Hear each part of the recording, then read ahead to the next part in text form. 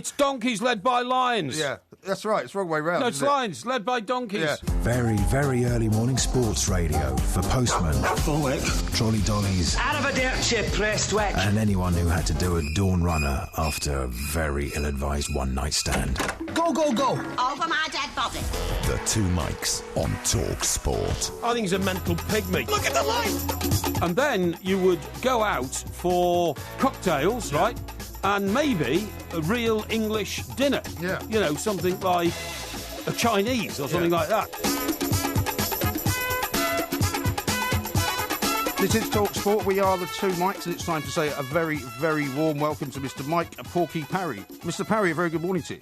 Well, you say a very good morning, Mike, and I it was do. a very good morning until about 30 seconds ago when you suddenly landed upon me your crazy theory that interest rates are now going to go the other way. Apparently they're going to go into the negative. That's what I'm hearing from the banking sources that I talk to. And what on earth's going to happen to the capital value of everything that people own? What's going to happen to their savings? Well, if you've got a mortgage, you might actually get it reduced, which is good news if you have a mortgage or possibly a few mortgages. Well, it depends if it's on a, depends what sort of mortgage you've got. If you've got one of these variables Right. that goes up and down, then you might. If you've got a fixed one, it won't matter at all. The banks will just be making more money out of you. But what really worries me is this. You're saying that, where did you get this mad theory from, by the way? This is coming out of the people at the Bank of England. They're basically saying they don't want to put interest rates up for quite a long time now. We've had them very, very low. They can't go any lower in terms of, like 0%. Yes. So they're going to actually go into the minus. But so they're going to hang go on. into -1. So if you've got savings, basically, you'll end up having to pay the bank.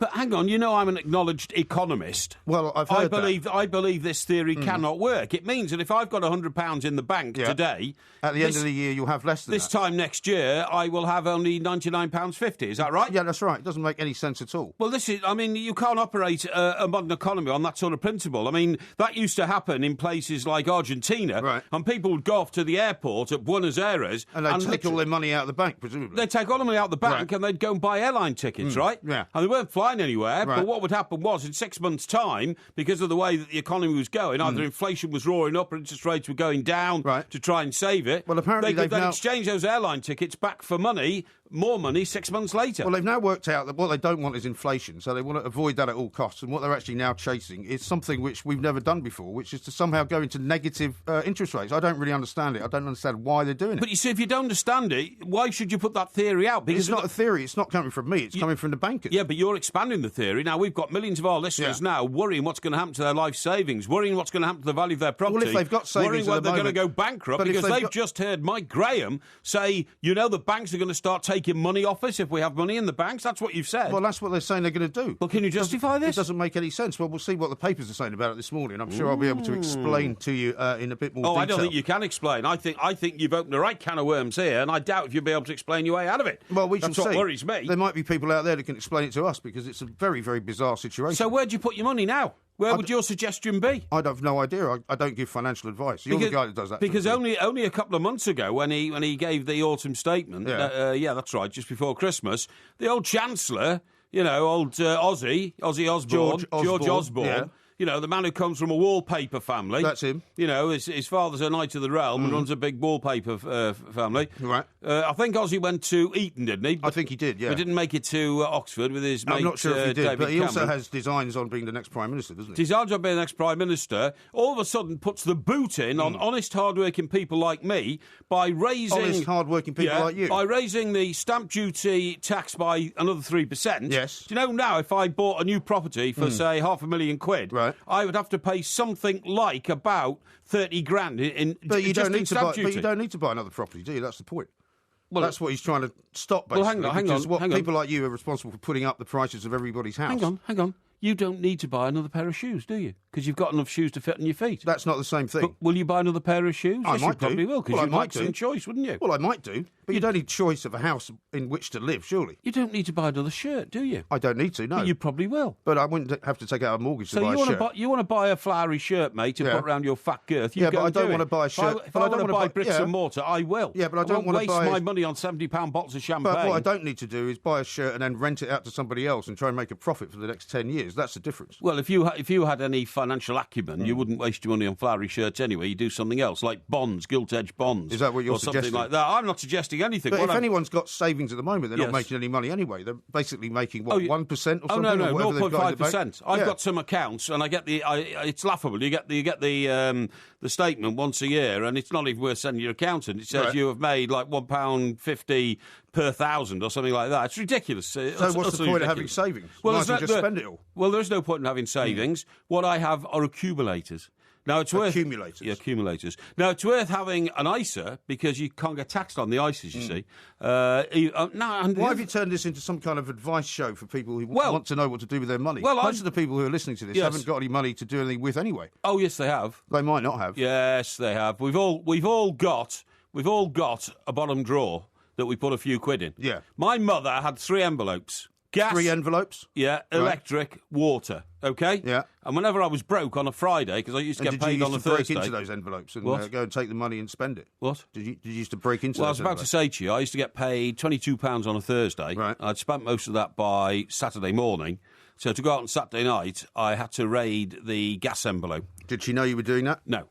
That's a pretty disgraceful thing to do. I always made sure it went back in before the following week, Right. but then I had to raid it again when I went broke again. You know what I mean? Your sort of lifestyle of dishonesty has gone from bad to worse. No, so you've been doing this for decades, really, haven't you? No, not at all. Yeah, Not at all. Not at all. Not at all. It's always been my duty to look after my mother, always have. I always made sure that if a crisis came, I would get the £10 from somewhere. Yeah, right, okay. Yeah. Well, let's move on from this because it's too confusing for an awful lot of people. I'll give you some proper kind of researched material a little bit later what we're on. on to know then... And explain it all to you. So what you want to really know is why so many footballers now deciding to go to China. It's to make fortunes. And where all this money's coming from, because the Chinese economy, as you've said before, is supposed to be in the gutter, isn't it? Do you know what I think, where it falls down? Do you know what I think it falls down, Mike? Do you know where it falls down? The Chinese attempt the whole to Chinese start plan, football. The whole Chinese plan is they think that by importing Western footballers at the end of their career, they can turn their nation into a great footballing nation. Well, that's how it started in the States, isn't it? I mean, they've managed to bring it along since then. Yeah, but hang on. It started in the States in the mid-'70s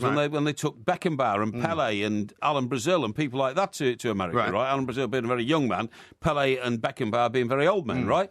And, I mean, it still hasn't worked. America is still not a power in the football world. Well, yeah, but if They're you not look at bad. you look how far USA's national team got in the last World Cup, and they got an awful lot further than England did. Yeah, they did. Yeah, I agree. But, I mean, they're still not what China want to be, the dominant football team in the world. That will take 100 years. Well, that will take at least 100 years. It won't take 100 years. But it might take maybe 10 years. No.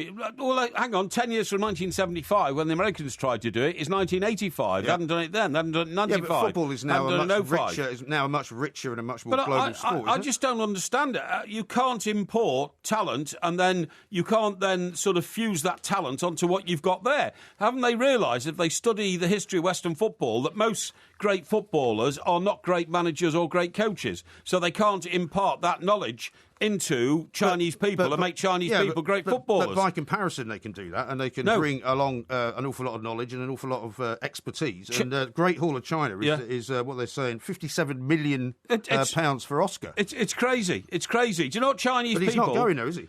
I don't know. I don't know whether he's going or not. Well, it says Chelsea have rejected the offer. Chelsea may have rejected the offer, but surely, at the end of the day, if the money's so large, the player himself...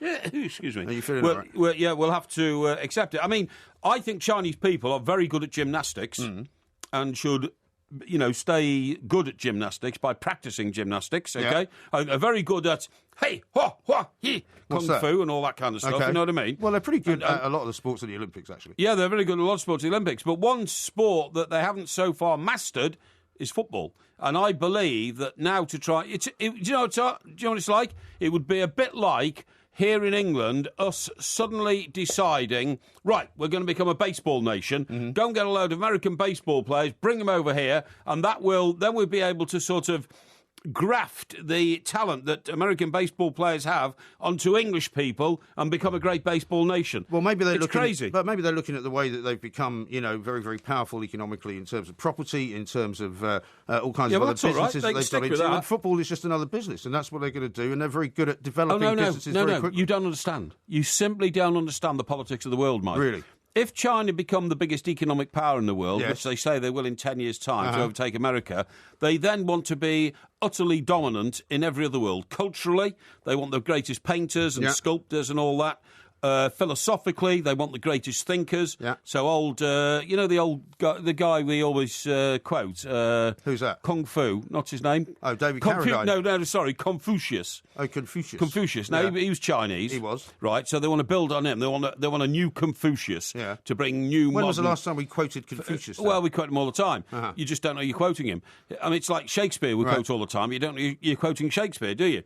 Now, what I was going to say was, so they also want to say we are also the leading nation and cultural icons in the world of sport. Yes. Okay, that's what they want. And they'll probably get that. They will always get what they aim to get. They will not, in 100 years, become the major footballing power on the globe. They will not. I know this. You know this? All right. Well, we'll talk some more about that coming up very, very shortly. Okay. We've got Colin Clark coming on the show, former Southampton player. Colin, great guy. Great guy. Southampton playing West Ham. There's some great Premier League games coming up. I want your Six Nations verdict as well, because that gets underway this weekend. The Six Nations verdict? I want your Six Nations verdict. Calcutta Cup? The Calcutta Cup and all sorts of other things. So we'll be asking you, because you are an expert on rugby after all. Well, I was the TalkSport rugby correspondent at the 2007 World Cup, of course. Have you seen the time, by the way? Time? The time is running out. Time rapidly. is everything to you, isn't it? It is everything. Well, it is everything. Of course it is. Time is nothing to me. I know it's not. Time is merely the sea in which I swim. Is that the truth? Yes. Okay. We got loads more coming up. The Porky Quiz as well. Of course, this is TalkSport. Tomorrow afternoon from 5:30. Exclusive national radio commentary of Southampton versus West Ham. Barclays Premier League live on TalkSport.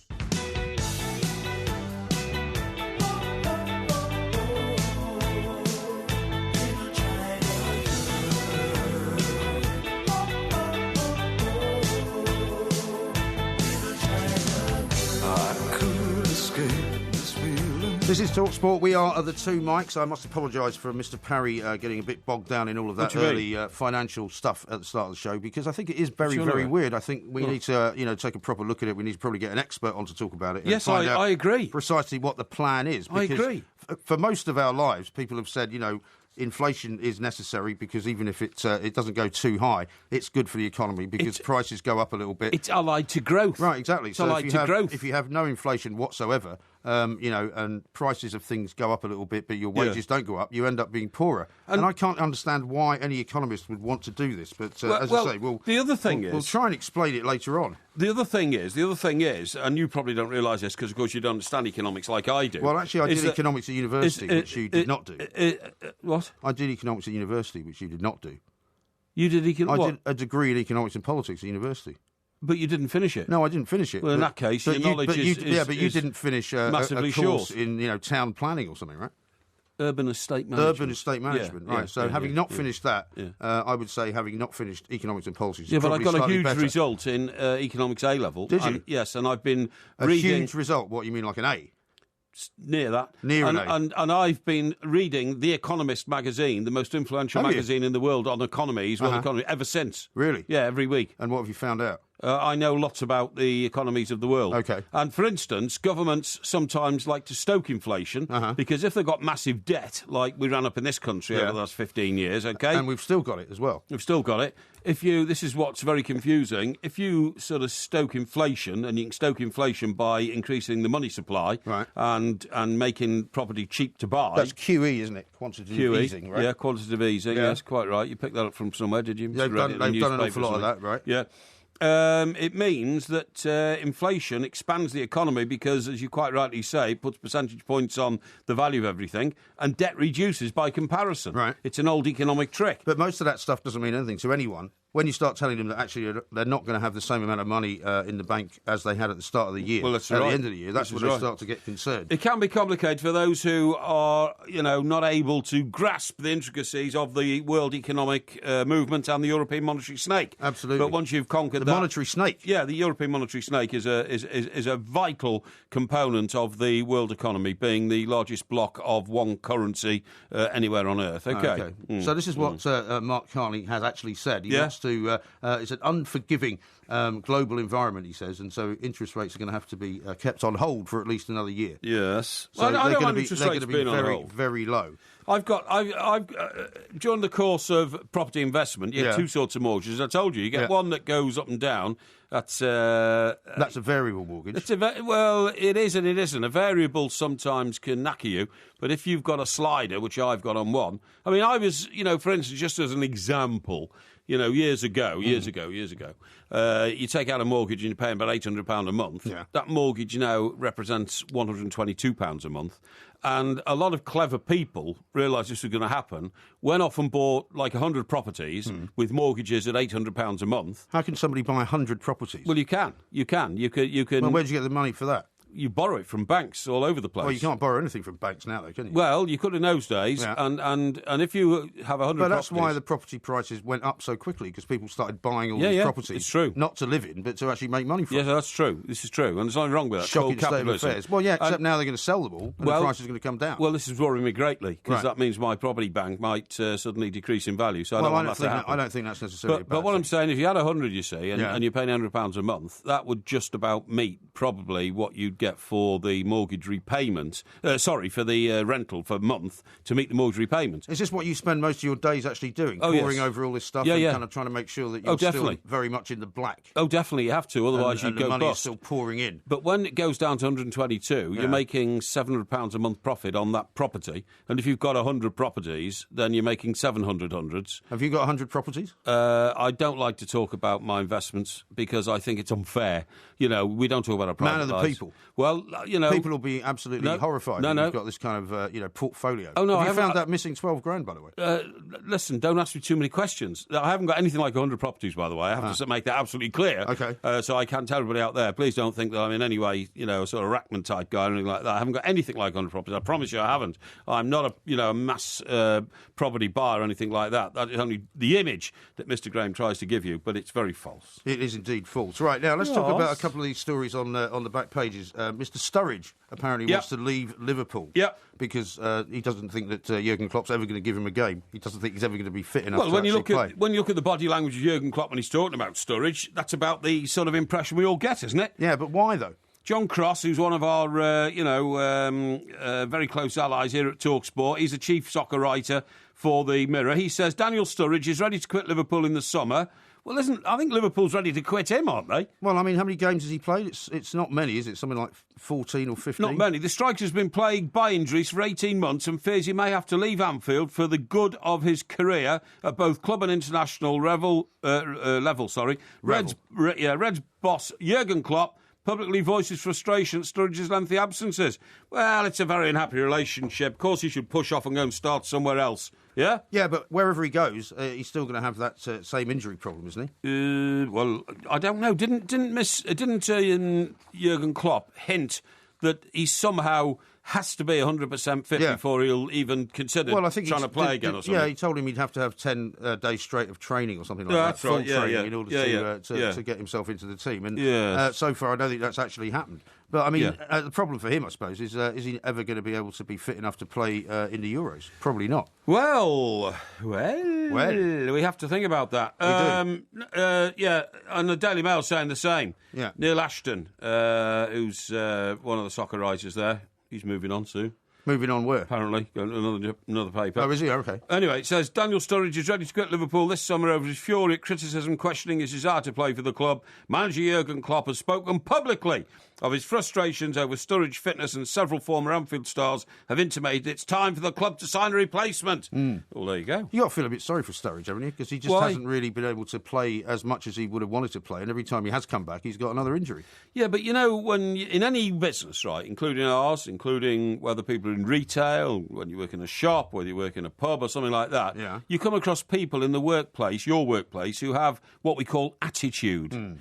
And I think that the insinuation about Daniel Sturridge, and this is only what people tell me, I've never met Daniel Sturridge, is that, he has difficulty aligning his interpretation of his responsibilities to his job with those of the new manager. Well, how does that affect his fitness to play, though? Well, I think, that... Because if he's injured, surely. No, that's not the case, because for instance, Dutch players in this country have a reputation of not wanting to play unless they're 100% fit. Right. Whereas English players, and John Terry is the best example, are constantly starting games carrying injuries, carrying a niggle in their toe, carrying something dodgy in their knee, carrying a strain or a muscle or something like that. Well, he said a couple of years ago that he's been playing hurt for years. Yes, that's right, yeah. I mean, Andy Townsend, our good friend, and, a former broadcaster here, and a man who's had an outstanding career both in football and as a presenter on television. He said he can't remember a game that he ever started, and he was captain of every team he played for, when he wasn't carrying some form of injury. Because to be perfectly fit and 100% free of any sort of twinge or pain or anything like that, he says is impossible in the life of a professional footballer. Right, I'm sure that's true. But the Dutch players, and Daniel Sturridge may have adopted the same attitude, is I don't start the game unless I feel completely free of pain, stress, physical stress, that is, injury, doubt. Even doubt sometimes, I'm told, is, I'm not going to play today because I think my knee might go. You know what I mean? He seems to be a guy who wants to play, and Klopp won't let him play because he doesn't think he's fit enough. So it's kind of the opposite way around. Well, it's a bit of a conondrum. It really is. I would say it's a conundrum. Absolutely right. Yeah. We've got loads coming up. Liverpool playing Sunderland, of course, this weekend, and also the big game. Some great games this weekend. Manchester City, Leicester. Yeah, Manchester City, Leicester. Chelsea, Man United. Of course, that'll be fascinating. Yeah. And Everton, Stoke. Is not bad. We'll have to do the old Stoke Everton Selco predictor coming up later on in the show as well. Also, I'm going to tell you about where I was a little bit earlier on this evening, where I met a couple of what could only be described as spies. You've met what? Spies. Oh, you met a couple of... What you spies. mean? You mean like MI6 type spies? I was in a room full of people who I'm pretty sure were spies. I was at the launch of a book, which is all about kind of the murky world of MI5. Oh, I need to hear all this. So you're going to tell us about a load of spooks? I am going to tell you about that. And also, I want to hear this. Why didn't you tell me when we started the show? That's much more interesting than talking about the world economy. Well, I told you about the author of the book, a guy called Stephen Gray, former colleague of both of ours, actually. He told me a little story about you, which I may repeat as well. He told me a little story about you as well. What, an MI6 spook told you a story about me? Well, I'm not saying he is an MI6 spook. It wasn't in relation to the Russians, was it? It wasn't, but he's a Russian specialist, believe it or not, and we might have to get him on the show a little bit later on. But loads and loads of stuff to come what I hear. out of that. It's called The New Spy Masters, the name of the book. I've got a copy here. We'll be exploring it throughout the show. This is Talk Sport. We are the two mics. Lots more to come. If you fancy a flutter on the football, a gamble on the golf, a double on the darts, or a treble on the tennis, you're in luck. Get closer to the action every weekend with Betway's Man in the Know on the Weekend Sports Breakfast with Georgie Bingham and Mickey Quinn. Bringing you all the form on the football, the going at Goodwood, the tries at Twickenham and the overs at the Oval. Every Saturday and Sunday morning from 7 on TalkSport with Betway. Bet now at betway.com. I know. The state pension is changing. I know. How much you get will still depend on your national insurance record. And don't forget you may still have a private pension to consider too. I know. I'll be able to see how much I'm likely to receive and understand what I can do to improve my state pension. I know. If you reach state pension age on or after the 6th of April 2016, you'll be part of the new scheme. Make sure you know the facts about the new state pension. Visit gov.uk/yourstatepension for more information. I check the fixtures online. I order my pizza online. And when I want to check my sexual health, I can do that online too. The Confidant Home Test accurately checks for 10 main infections at the same time, from a single sample. It's fast, discreet, and it's 100% confidential. Order your Confidant Home STI test kit online at confidanttest.com. Results are not intended to replace medical advice and should be used as a convenient way of getting tested before consulting a GP. Age 16 plus. UK customers only. Terms and fees apply. Don't buy a ticket which only gets you halfway there. If you want the real deal, get a season ticket from Danny Kelly. Benefits include exclusive Saturday night access to the entirely refurbished Danny Kelly Executive Lounge. Passionate post-match review of the day's footballing action. right off the far post. In-depth preview of Sunday's back pages. unmissable top-flight manager interviews, Genius. For the entire football package, chest thumping action, yeah? And barrel loads of opinionated comment. Get the season ticket. The Season Ticket with Danny Kelly, tomorrow night from 9. Prepared very well for that. Well, I know an awful lot about Beethoven anyway. Oh, good. I've been listening and studying for years, okay? Excellent. Yeah. Well, I haven't actually seen the questions yet. They haven't arrived. So as soon as I do, I'll give you some kind of clue as to how difficult I think they are. Now, let me tell you about this book, The New Spy Masters, Inside Espionage from the Cold War to Global Terror. Sounds great. It's really interesting. What's it called again? It's called The New Spy Masters. And it's I've got a copy of it right here. We're going to get Stephen to come in and kind of explain what he did. Stephen being the author. He's the author, yeah. He used to be at the Daily Express. He then went to the Sunday Times Insight team. He then went and did a whole load of sort of... But he started with me on the Express, He started with you. And the story he told me about you, Yes. it was that when he originally came for an interview, he was quite nervous because he'd heard about your kind of fearsome reputation. Fearsome? And how you were somebody who demanded absolute and utter kind of... 100% commitment. Dedication. Yes. And somebody tipped him off and said, if he asked you this question about would you miss your sister's wedding to cover a story, you must say yes. And he said, I wasn't really sure that I would ever do that. He said, but I did get asked that question by Mr. Parry. Really? And I did say, of course I would miss my sister's wedding. Right. And he said later on, funnily enough, he ended up missing his sister's wedding for some story that he was on. Really? So, yeah. Yeah. So you gave him a start. Amazing. And he's now at Reuters, which is this big, worldwide... And he's now writing books. He's now writing books. He went to the Sunday Times Insight team. It just shows, doesn't it? When people start with me, they go right to the top. And also, he didn't top. And he didn't have anything bad to say about you either, which was no, quite extraordinary. I've met a load of people in my career, and I can tell you there's 100 people in the media who've had great careers, and 100 people who've got great careers in the media can put it down to the fact that it was myself. And I was only Mike Parry in those days, by the way. What do you mean? What are you now? I hadn't become the portmeister or anything like that. Oh, no, of course. And I tutored them. And I was going to say inbred in them. That's not the right word. No, you bred into them. Bred into them. The tenets of my life. If you're not winning, it's because you're not trying hard enough. Endeavour has its own reward. Work is paramount. Nothing else matters. Get on with it.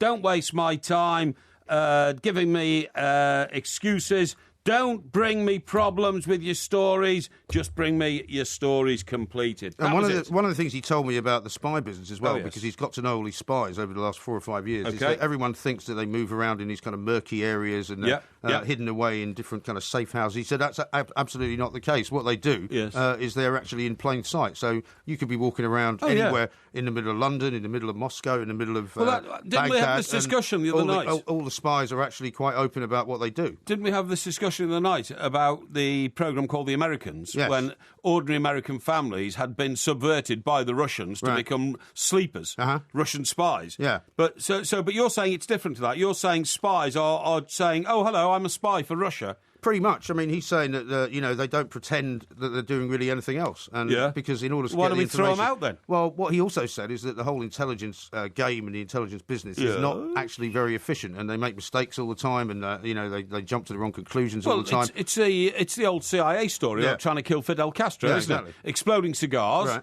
Bombs in his car that never went off, exploding cigars that never exploded, poisoning his food, but then the wrong people ate it and they died. It's all that. It was and he like talks about this guy he talks about this guy that he met who was this kind of obsessive about Saddam Hussein, and the reason that they came up with this whole idea that he had weapons of mass destruction was this one guy's kind of obsession, and he kept trying to push the idea that he had them when everybody actually knew that he really didn't. Well, he certainly fooled Tony Blair, didn't he? He certainly did. So it's all fascinating stuff. And Alistair Campbell. Yeah, but we shall talk about it at another time when he comes in. But I thought the fact that he was a Russian specialist would be of some interest to you. Yes, he goes backwards and forwards there. And I said, well, aren't you worried that actually Putin and some of his guys might put a bullet in your head?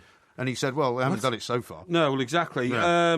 The best way to try and protect yourself from assassination is to be so vocal and so public that actually you can't be assassinated. That was the principle, I think, upon which the Reverend Ian Paisley worked. The more public he became... It doesn't work for everybody, of course. The more public he became, according to the security forces over in Ireland, where, of course, I worked for 18 months, the more public he became. He said the less likely it was he was going to be bumped off because it would have been just a bit too obvious, you know? But, of course, as I say, it doesn't absolutely work for everybody, does it? It didn't work for Benazir Bhutto, after all, did it? Well, she lived in a different society to ours. Yeah. We still regard ourselves as living in a society that does have sort of moral beliefs and standards towards the sanctity of life. Yeah, apart from that polonium business with Oh, the that's the Russians, Russians. right? I'm Yeah. not talking about the Russians. The Russians are different people altogether. The Russians think like Russia. Right. Damien says this. China is a big percentage of Premier League shirt sales. Chinese teams are just trying to get a piece of that. It's not global domination they're after. Oh, no, they do want global domination. I mean, I said to you the other night they're going for the 2030 World Cup. Yeah, but lots of Premier League teams go on tour there as well, don't they? Because they have got a lot of money to be made over there. Yeah, but I find it a bit odd because most people in China, despite the fact that they've got massively burgeoning wealth, are still very poor. Right. Because China's got 1 billion people. And only out of those 1 billion people, only about 5 million you could class as middle class. Right. The rest But are... presumably they want to kind of up that figure as well, don't they? Well, yeah, I'm sure they do, but the rest are still literally chomping around in paddy fields, growing rice and that kind of stuff. You know, It's a very rural economy. Very rural economy, It is. yeah. And a lot of it's very remote and they don't have communications and all that kind of stuff. So they won't be able to buy a shirt because they won't actually have a sort of internet connection to be able to see the shirt and then buy it. They won't have a credit card or anything like that. So, you know, I would have thought they should improve the economy before they start trying to make China the predominant football country in the world. But then, you know, I don't always think the way that other people think. No, you don't at all. How about this from Ian? Sad to Yeah. hear about another death in the music business. Maurice White of Earth, Wind and Fire. Yeah, he was I the heard founder, this. apparently, yeah, wasn't he? Died Yeah. at the age of 74. What a great band. Did you ever like Earth, Wind and No, Fire? I couldn't stand it. Really? I could not stand Earth, Wind and Fire. Well, I'll have to play some of the music. Their if you don't music like it. was dreadful. Didn't they No, use... I don't think so. Oh, it was awful. They used, you know, that like cone thing that you attach to a stand near the drum kit. A cone and thing? It makes a very hollow sort of echoey noise. What, you mean some percussion instrument? Yeah, some sort of percussion instrument. What? They used What's that it all made the time. of? It's made of a bit of metal. What, like a brass cone, something like that? I tell you what it's like. It's like, now what does it resemble? It's like a... Well, it's wide at the top and then it narrows down. And So it's an upside-down cone, then? Yeah, sort of conical. But you just hit it, you know, and it Right. makes a very sort of empty... Tinny sound. Tinny sound, that's Okay. right. Yeah. And they use that all the time, and it's a terrible sound. No, Earth, Wind and Fire I couldn't stand. Well, I'm definitely going to play some of their music because you may not know much of it. It's actually rather good. I do. Some of it's good. I do. When I was in Birmingham, Yeah. and I was a rising sort of Running executive. the district office of the Birmingham Mail. No, this was when I was working on the news desk in Birmingham City Centre, in a place called Colmore Circus, where the Birmingham Mail had a huge building. It was a massive newspaper building. Yeah. Fantastic. It was the leading newspaper centre in Europe. And how many actually. people were you in charge of there? Oh, about 200. And I was working on the news desk. And 200? Yes. 200 reporters? 200 editorial staff. Right. Yes, definitely. You know, the I'm reporters, amazed they would put you in sub-editors, charge of that many people. feature writers, all that kind of stuff. You know what I mean? Right. And I was going out with a young lady who lived in Lichfield, who was a bit younger than me. So How much younger? About 4 years. Right. And Was she a secretary? yes, she was actually. How bizarre. Yeah, that's right. Yeah. Her name is Carol. And Don't give a name out. and so when I used to go and sort of pick her up on Fridays before I went out for dinner or something, we'd go and meet a few of her friends, you know, in some local boozer or something. And so they were a bit younger, but they were into Earth, Wind and Fire. So we'd go round to one of their houses or something like that, and all this Earth, Wind and Fire was playing. That's one of the reasons why I got rid of her. I couldn't stand her friends, couldn't stand Earth, Wind and Fire, and I found her immaturity a bit of a burden, you know what I mean? Shocking. Another shocking story. Well, not shocking, just realistic, really. That's just the way it was, you know what I mean? Yeah. Did you hear today that a top racehorse died? I didn't actually, no. Yeah, no, I did, and I can't remember. I can't remember the name of it. I'm trying to find out desperately. But what happened?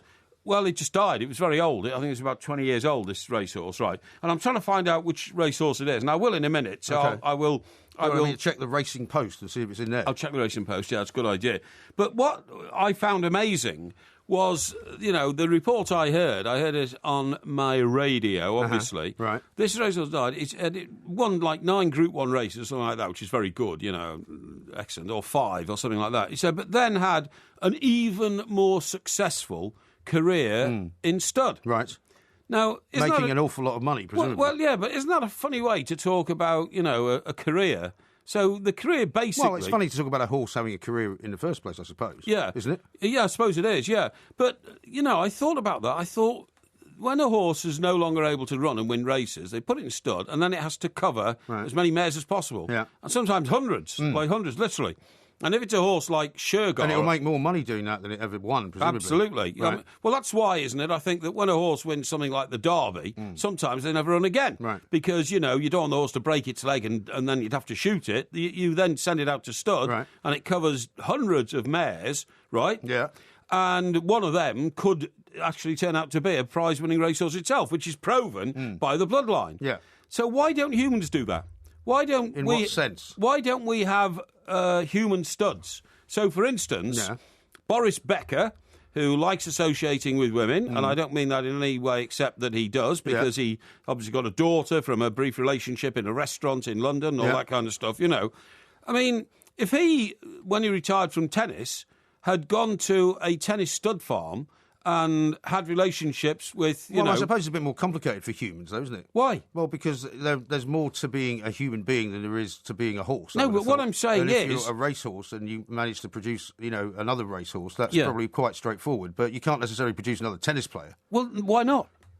Well, because, why not? Because you don't know if it's actually going to be complicated by loads of other factors. Well, the whole factors. idea is if the horse is a prize-winning horse, they're so certain that it will pass its genes on to it. Because that's a more straightforward situation, isn't it? Well, no. If you've got genes and chromosomes in your body, it makes you a great tennis player. Then surely the idea would be right. Let's have another one from that gene pool. But that presupposes that he was born to be a good tennis player, which is not necessarily true. But he might be a good tennis player because he actually just worked really hard at it. Yeah, but he must have the basic talent to be able to do it in the first place. You can't become George Best by working hard. You have to have that natural talent born into you. Yeah. So what I'm saying is, if, say Boris Becker for sake of reason, I'm not being rude here or anything like this. I'm using him as an example. It's a very strange idea, I think. No, I don't think it's strange. Would shrink from it. If, for instance, I said to you that when a horse goes to stud, it might have 30, 40, 50 or 60 foals, and maybe only one of those is any good. So why don't we have a reproductive system with human beings where those who are very good at what they do... Well, maybe Boris Becker doesn't fancy the idea of having, 50 Boris Beckers running around and hoping that one of them might be a good tennis player, but most of them would have to be supported. Yeah, but I can't understand why, as humans, we haven't come across this idea before. That, It doesn't surprise me you can't understand it. But you can't do that. It's like Frankenstein genetic engineering, isn't it? Is it really? Yeah, of course it is. Is it? I'm not sure about that. I just can't understand why, if you've got a valuable human asset and there is a way of extending the brilliance of that human asset by reproducing it. I mean, we're already talking about cloning, aren't we? We're talking about cloning sheep, now we're talking about cloning horses. Wouldn't it be a much more natural way to do it, just to go through the normal reproductive procedure of human beings? No, I don't think it would at all. I think that's absolutely one of the most mad ideas you've ever come up with, actually. Well, I'm just discussing it with you. I'm not saying we should do it. I don't think it would work at all. I don't think it could be done. I mean, presumably you would say you could be part of some kind of journalist stud farm. Well, you could create loads of really good journalists. Funny you should say that. Really bad journalists. No, funny you should say that. But I maybe we should just, take the offsprings of genius people and immediately, try to develop the genius within them, which must be latent because of their parents. No, it doesn't work like that. So I'm doing the quiz on Beethoven tonight, right? Yeah. Now, Beethoven had children.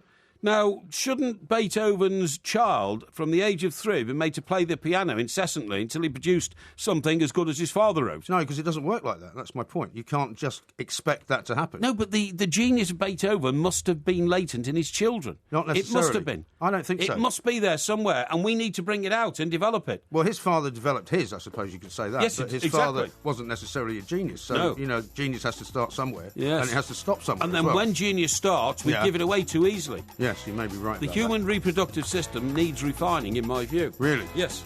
It's a mad idea. I can't imagine that anybody would go for that. This is Talk Sport. There will be a podcast coming out a little bit later on. Happily, the podcast yesterday seemed to work quite well for the first time this week, so there were no I thought there was a problems. I thought there was a bit of a rattle on it, wasn't there? No, or I don't something? think so. Didn't I see a few complaints this morning that, right in the middle of it, there was a bit of a alliteration or something? That was the day before. I think it actually went out and was in perfect condition. Let me read you a couple of tweets here about the Super Bowl. Lee says this, a presenter on the world's largest sports radio station has a duty to watch one of the world's largest sports events. Yeah. That's the Super Bowl. So that's got like 5 fans in this country. Not at all. It's got thousands of fans in this country. You really? Hey, guys, says Kieran, how about Porky does his Porky Vision this week on the Super Bowl? He might actually enjoy it. No, that could work for you. No, I've watched plenty of Super Bowls. The problem with American football is that although the game is scheduled for 60 minutes of play, sometimes goes on for 3 hours, doesn't it? Well, it can do, yeah. Because the clock stops every time the ball's dead or it goes out or whatever. Yeah. I mean, and the other thing I don't get about it, Mike, is this. At least in rugby, when you get over the line, you've got to touch the ball down. Yeah. But there's no such thing as touchdown. Well, you have to touch your feet in the end zone. And your feet have to be there. That's what I'm saying. All you got to do is catch it, run over the line, and you've got it. Yeah, but in rugby, there aren't people running at you with helmets on their heads trying to absolutely kind of spear you. But we'll talk to Ollie Hunter about that coming up when he'll explain it all. M says this, Beethoven never had any children of his own, Porky. Not a good sign for the quiz. Yes, I'm going for 0 out of 10. I know that. Don't worry. I was laying a false trail there. Oh, were you? I was trying to make you think that I'm stupid. You know what I mean? Yeah, you do that all the time, and sometimes I fall for it. Yeah. Sometimes I don't. Yeah. Talking about people who might not be filled with an awful lot of intelligence. What about that story about the guy who got out of a company and actually lost an awful lot of money? It was unbelievable. Honestly, I talked to you about this, didn't I, last night when I was on the way home. This guy is equivalent to Pete Best. Okay. Pete Best he was the drummer in the Beatles. Who was booted out of the Beatles a few days before they got their... And replaced by Ringo Starr. Replaced by Ringo Starr, who played with Rory, Hurricane and the Storms, I think. Was that where it was? Yeah, I think that's where Ringo was before he was recruited. And John Lennon's famous quote, a few years later was, well, Pete Best was a better drummer, but Ringo was a better Beatle. Right. And some people would say that's not necessarily true, that Ringo was, in fact, Is he a very not good also drummer. credited with saying that Ringo's not even the best drummer in the Beatles, although some people said he never actually said that? No. Do you know who said that? Who said that? Jasper Carrott. Oh, did he? It was a stage show in Birmingham, and in his West Midlands, Birmingham accent, which I've had very great difficulty in reproducing. Ringo Starr wasn't even the best drummer in the Beatles. And everybody... But did he say that that John Lennon had said it, though? He must have done, presumably. The original story said that George Martin said it, right? George Martin was the legendary producer, and then it got sanitised and cleaned up, and then no, it was George. It was John Lennon who said that in an interview to Rolling Stone magazine in America. He never said it. It was never said. Did you see, by the way, today that some people are suggesting those Gary Neville quotes about how if he lost 7-0 in the Nou Camp, he couldn't look his family in the eye. That might not be actually something he said himself. Might be made up and it's in a newspaper interview. But anyway, look, let's get back to this one that you just talked about, you just pointed out. So let me read you the Times report on this. As decisions go, it's not quite as bad as choosing to leave the Beatles. However, a mid-ranking civil servant, well, Pete Best didn't choose to leave the Beatles, did he? He was kicked out, wasn't he? He was booted out, by Brian Epstein. Right, as decisions go, it's not quite as bad as choosing to leave the Beatles. However, a mid-ranking civil servant was left in a reflective mood last night after the company he founded with 2 friends, but then left to pursue a career in photography, was sold for a total of £174 million. 174 million? Yeah.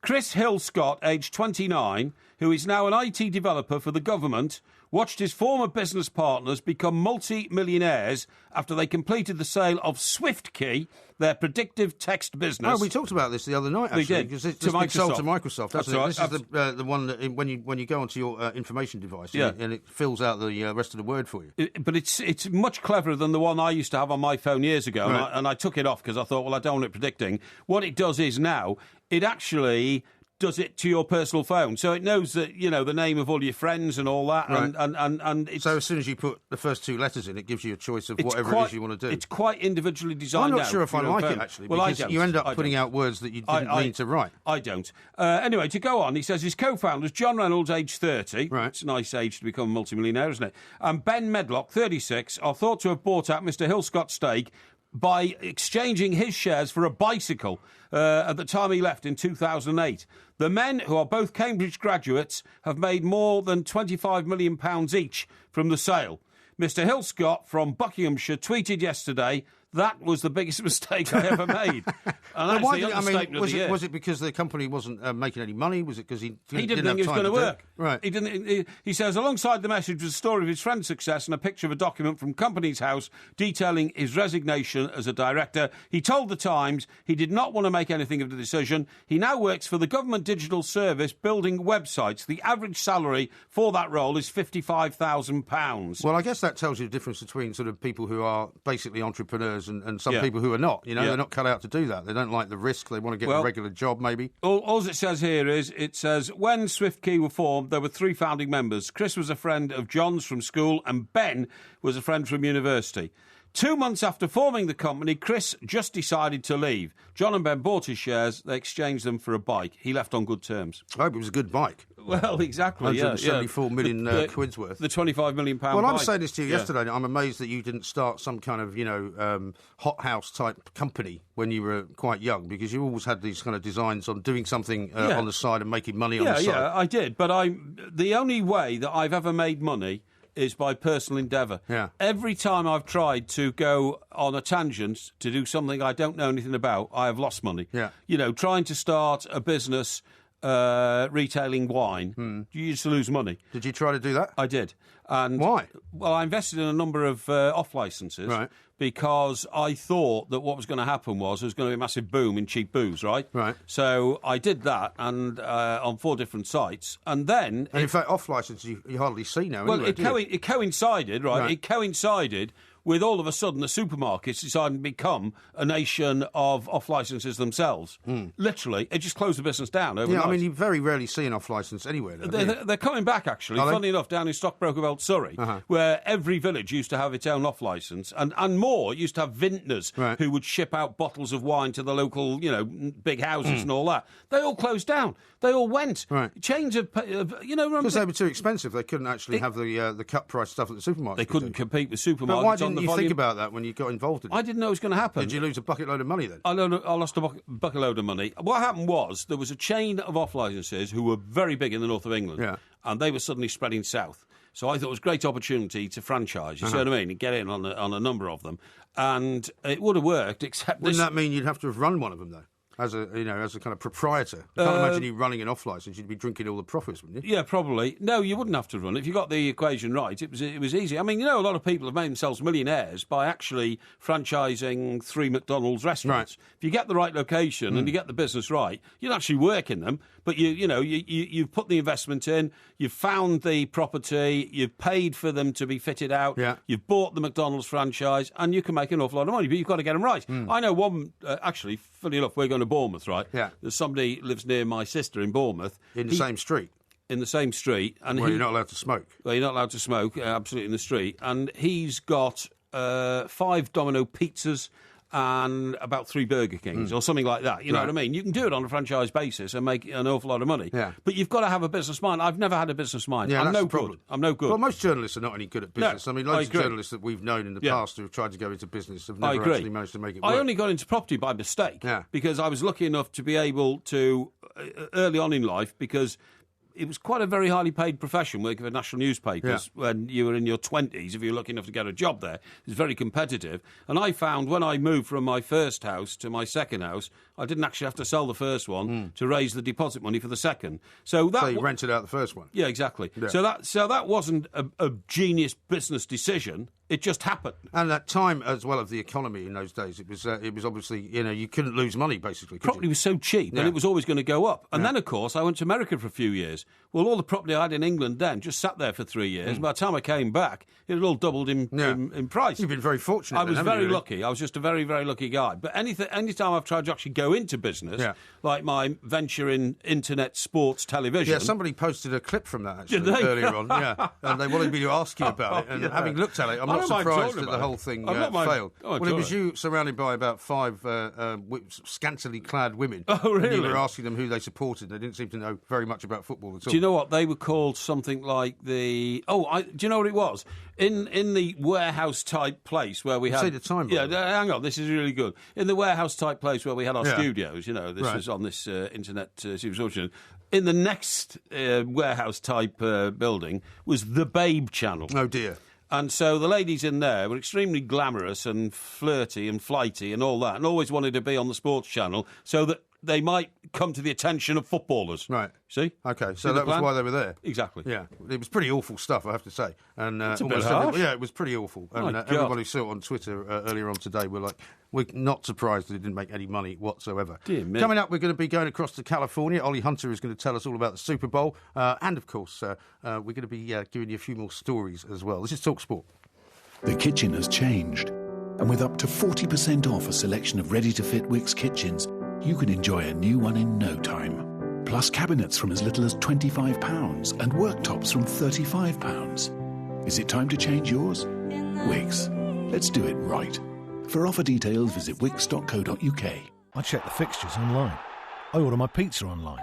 And when I want to check my sexual health, I can do that online too.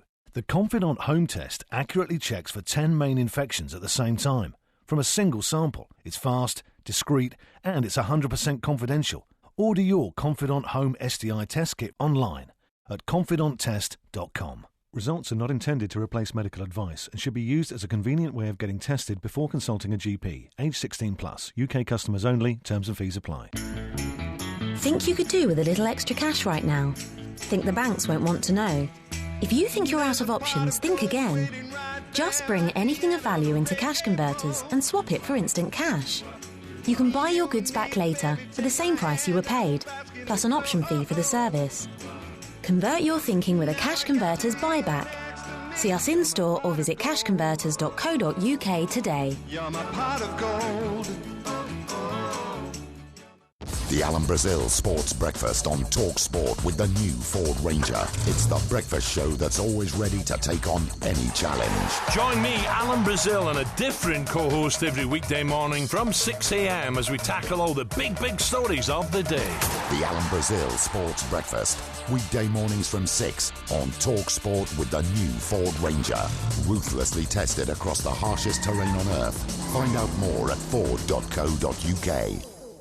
Tense, nervous headache? Got a furious rash on your bottom that looks like Billy Bremner? Or maybe you just need a repeat prescription for steak slices? Then why not make an appointment to listen to the Weekend Sports Breakfast with Senior Consultant Georgie Bingham and Dr. Quinn, Medicine Scouser. Take both every Saturday and Sunday morning from 7 on Talk Sport.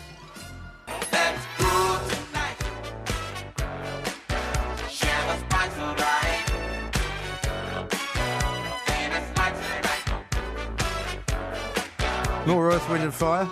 Earth, Wind and Fire. Now, Earth, listen, Wind and Fire. I'm not making a joke of this under any circumstances, but Earth, Wind and Fire. Yeah. What about this chap who went to Ibiza on holiday, went out and lay down to do a bit of sunbathing, and literally died of heat stroke on his sun lounger? Yeah, shocking story, actually. And nobody realised that he was dead. He was dead for quite a few hours. No. But it was 90 degrees, apparently, Fahrenheit, I guess that would be. And he just shouldn't have been lying out there. I mean, in essence, he was boiled to death by the sun, if you see what I mean. Now, I mean, look, terrible story. I have no idea whether he'd been drinking, whether he's intoxicated or not. I have no idea about that whatsoever. But, you know, it's like on holiday. A few sherbets, you know, I'll go down, lie in the sun lounge and all that, and the sun gets you. Well, they do say you have to be very careful, don't you? Especially in places where the sun is an awful lot stronger than it is here. Yes. Same when I went to Mexico. In Mexico, you had to find yourself under some kind of a tree or under some kind of a cabana because you couldn't lie out in the sun in the middle of the day.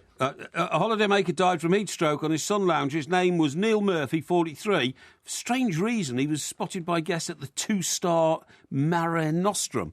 Now, I've never stayed at a 2-star hotel in Ibiza, but I should imagine it's pretty blinking basic. Well, I guess you don't really need much if you go on holiday to Ibiza. You want to lie in the sun. That's like a sort of B&B, that, really, to be honest. Well, some people quite enjoy going to much cheaper places than you, I suppose. Anyway, it says the salesman, pictures from Birmingham, arrived for a week-long £1,000 solo trip. Well, £1,000 is quite a lot to pay for a week in Ibiza, isn't it? It is, yeah. Yeah, so wonder why it's only a 2-star hotel. Anyway, the day before, 20 Spanish regions were put on alert because of an extreme heat wave. He told friends on Facebook he was heading to the nearby Space dance venue. Why would somebody go on holiday on his own like that? Going to be fun. You've been on holiday on your own. You've told us that before. But not to Ibiza. Why not? Well, because people go there to party and you don't go partying on your own, do you? Well, you can go partying on your own. That's when you meet more people that you don't actually know. If I go to Iceland or something, I go for the scenery and I go for the ambience and I go for the nice restaurants and all that kind of stuff, you know? Yeah, but you go on your own, don't you? Yeah, but you meet people there because... Well, that's what he was doing, obviously. Well, maybe, yeah. You know, but he's 43, so, I mean, that's, you know, I'm not knocking a guy, but that's, you know, not exactly 19, is he? But anyway, sorry, this is a tragic story, by the way. His niece, Kylie Emma Lay, posted yesterday, R.I.P. Uncle Neil, knew you'd make the headlines eventually. We miss you more and more. Well, it's a terribly tragic story. This poor fella, I mean, I wonder what his job was. A Birmingham Coroner's Court, Coroner Louis Hunt said, clear from evidence available to me that Neil Murphy was found dead lying on a sunbed at the Hotel Mare Nostrum. Gunner record he died of a heat stroke. August is traditionally the hottest month on the Balearic Island. Temperatures frequently hitting 30. You see, I couldn't go in that. 30 degrees centigrade. Well, that's the thing. I mean, you're normally advised just not to do it. and you just have to stay in the shade, and you can't, especially if you're not used to that kind of sun. It's terrible. That's absolutely awful. In the same area, in the same week, a Spanish cyclist suffered fatal heat stroke. He's found convulsing in the road. Oh dear, that's terrible. I wonder what this chap did for a living. I don't know. But I tell you once, I did the 1996 Olympics in Atlanta, right? Yes. And I didn't realise how incredibly hot it can get down there, Atlanta. isn't it? Yeah. So anyway, the Olympics came and gone, 3 weeks or whatever. It was all over, and I wasn't coming. I think I was coming up to see you in New York, actually, from Atlanta. I wasn't going back to straight back to London. So I had a spare day, and all the crew had gone home, and all that. So I went outside, and a load of Germans playing football by the swimming pool. And they spoke English, and I said, can I have a kick around with you? And we did, it was great. This is before you knew there was anything wrong with your heart, presumably. Yeah, absolutely. In 96, my heart was diagnosed in 2004. So, but it wasn't just football. Some of the guys were in the pool and some weren't, heading and all that kind of stuff. Yeah. And then they said, very nice to see you. We are going to dinner. Would you like to come with us? And I said, well, no, it's very kind of you. I said, to be honest, I'm just packing up this evening. I said, I'm going off to New York tomorrow, so, but nice to meet you. So then I sat down, had a couple of sherbets, and then I fell asleep. In the sun? Well, this is exactly it. I fell asleep in the sun, and because you know how hot it can get in Atlanta, all that. And this was about mid-afternoon, I suppose. And anyway, when I woke up, I could barely move. Unfortunately, it was only for about 20 minutes. But lying there in the sun, in the glare of baking hot sun in Atlanta, but you were in fully Georgia, clothed, presumably, as well. No, I wasn't. No. Oh, what, you were wearing swimming trunks? I was wearing swimming trunks. Yeah, absolutely. Yeah. And I could barely move, and I had gone, not just red, I'd gone red and brown. I was in a terrible mess, you know what I mean? My nose had started bubbling up and everything, and it was shocking. Right. And I'm telling you, if I'd have stayed there another 40 minutes... Well, that's the thing, if you'd kind of fallen asleep into some kind of deep sleep and you've been there for a couple of hours... That's right. You might not be here today. Exactly. Who knows what might have happened. But it's a terrible story, but it's a warning to everybody. You see, this is the devil of the drink. When you take drink, you cannot gauge what your body's feeling like because you're under a false impression everything's fine. Yeah, you're under some kind of anaesthetic. Anaesthetic, that's a very good word. Well, that's why people wake up the next morning and wonder why they've got some kind of pain in their leg or they've got some kind of arm problem because they didn't feel that they fell over the night before. Yes, no, you're probably right. Utterly ridiculous. Yeah, you're right, yeah. Now, before we talk to Ollie Hunter, you've got the Everton game, of course, to watch tomorrow. So have you got any other plans? Are you going down to Gosport this weekend? What are you up to? Well, tomorrow we've got a show, actually. Oh, no, it's today. Today we've got a show. Today, yeah. Yeah, where's it now? That's at the Hen and Chicks at 7 o'clock. There are 3 tickets left, right? I think there were the last time I looked, yeah. What happened was we'd sold out a few weeks ago, and then the management at the Hen and Chickens, who run an excellent operation there, by the way, said, look, we've had an awful lot of inquiries independently to the Hen and Chickens rather than through us. Right. We can stick another 6 seats in if you wish. So they did that, right? So they did. So they stuck another 6 seats in. So we put out today there are, an extra 6 seats. 3 of them already gone. So if anybody else wants to go, just have a look at the old ticket line, please, which you'll find on the2mics.co.uk, which is our website, and we'd love to see you there tomorrow night. Now, that means we'll probably finish late-ish. Late-ish, I suppose, yeah. Late-ish. So it kicks off at 7. We'll be out of 8:30, 9:15. I would think, we'll probably still be there until 10 or 11. Oh, no, but I mean, we're out the theatre, probably 8:30, 9:15. Something like that. And we'll see the kids, the guys and the gals downstairs, have a couple of sherbets, and probably be around till about 10 o'clock. Something like that, yeah. That's right, and then get away. So, yeah, it could well be that come Saturday morning, might be in the old 2-seater Merc, heading for the coast. Yes. And then you've got any plans for Sunday? Sunday this week? Yeah. Sunday this week, 2 days from now. Why are you making it sound like a seal? Sorry, I wasn't. I was thinking aloud there. I could be going to a retirement party. A retirement party? A retirement party. For whom? Somebody I know? No, it's a family friend type person who's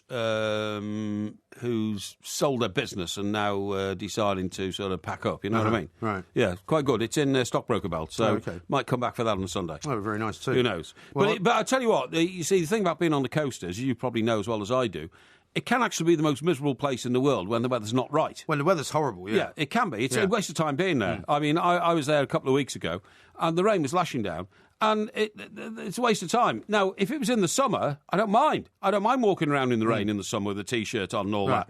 But in the winter, you can't. You'll either get pneumonia or you'll feel very uncomfortable in damp clothes. Exactly. Well, that's the problem with taking a dog down there as well. And also, they had this problem on the beaches of Sussex, actually, because this palm oil started washing up, because apparently there was some kind of a shipwreck or some container. Palm oil, and palm oil, which is not particularly dangerous to humans, but it's very dangerous to dogs. Yes, sounds it. And so if they actually ingest any of it or eat any of it, it's very, very serious for them. So indeed, I'll have to maybe take him for a walk somewhere else. Yeah, good. Listen, I was looking at my journals today. Yeah. Did you know that the safer you feel in your job, the more time you take off? Yeah, that's probably true. You know, when you first get into a job and all that, don't take a day off and that kind of stuff. Millions of workers who believe the recession is over have started to gather the courage to ask their boss for a holiday. An official report also indicates more people pull sickies when they feel their job is more secure. Isn't that a disgraceful indication of human nature, that is? I'm sure that's true. Never had a day off in my life. When I was in... what do you mean you never had a day off in your life? Well, I had for like 7 months off. Yeah, I did have 7 months off when I was dying, but I mean, apart from that, I haven't had a day off. But then you didn't have the decency to die, so you came back that's right, and said, I'm fine now. Yeah, that's right, yeah. So absolutely. 7 months of a kind of sabbatical you had. Yes, that's right. But when I was in newspapers, it was always a bad time to take a holiday. There was always something happening. Oh, and that's they always right. wanted you to hang around to do something else. And for a long... In fact, I once booked a holiday and I had to cancel it, and they had to kind of recompense me at the Mirror for one reason or another, because they wouldn't let me go. The problem is, in newspapers, we all thought we were far too important to take a day off. I mean, I had a friend, right, he was a news editor, and he was a racing fanatic, and he used to love going to Cheltenham.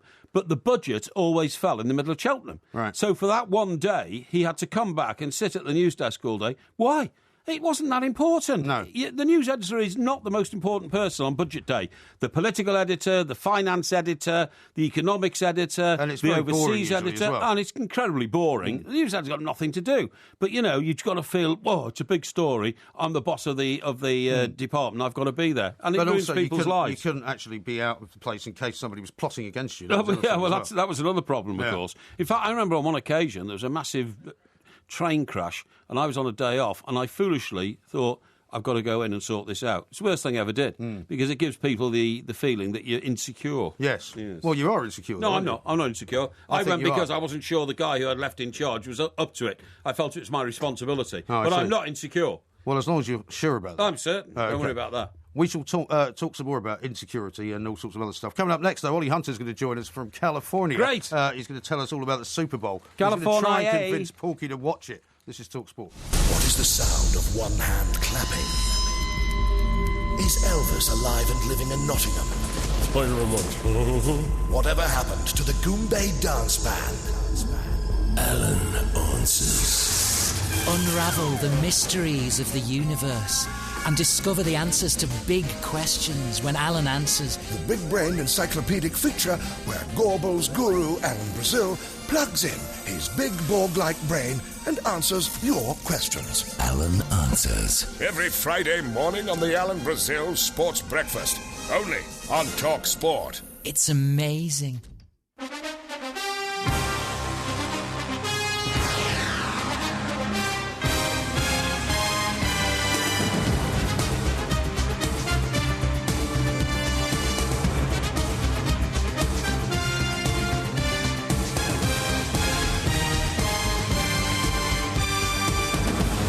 Find that music stirring, particularly? It's very stirring, yeah. I think. Look, don't get me wrong. I know that Super Bowl is a massive occasion. Yeah, it's a massive sporting occasion, one of the biggest in the world. I'm just not a great fan of the actual game itself, but of the ceremony. I mean, I love all that. You know, it's equivalent to what the FA Cup final used to be like. It's equivalent to the World Cup final, really. It's just the actual science of the game, which doesn't particularly turn me on. Right. But the occasion does. I think it's brilliant. OK, well, we've got Ollie Hunter on over in California. He's going to be watching it all for TalkSport. We're going to try and get him to convince you of the good reasons for actually watching it and learning a bit more about it. Ollie, very good morning to you. Morning, guys. How are we all? We are very well thank you. indeed. I'm trying to get Porky to kind of get more into the NFL in general, and he's not particularly interested in anything but the Super Bowl. But as you just heard him say, he loves the whole occasion of it. Oh, yeah. But what can you tell him to convince him that he should actually watch it on Sunday night? Well, there are two really big storylines. Probably the greatest quarterback in ever, Peyton Manning. It could be his last ever game. If he wins, he may possibly bow out. If he doesn't, he'll probably go as well. Also, there's Cam Newton, the opposite number quarterback for the Carolina Panthers. He is the new face of the NFL.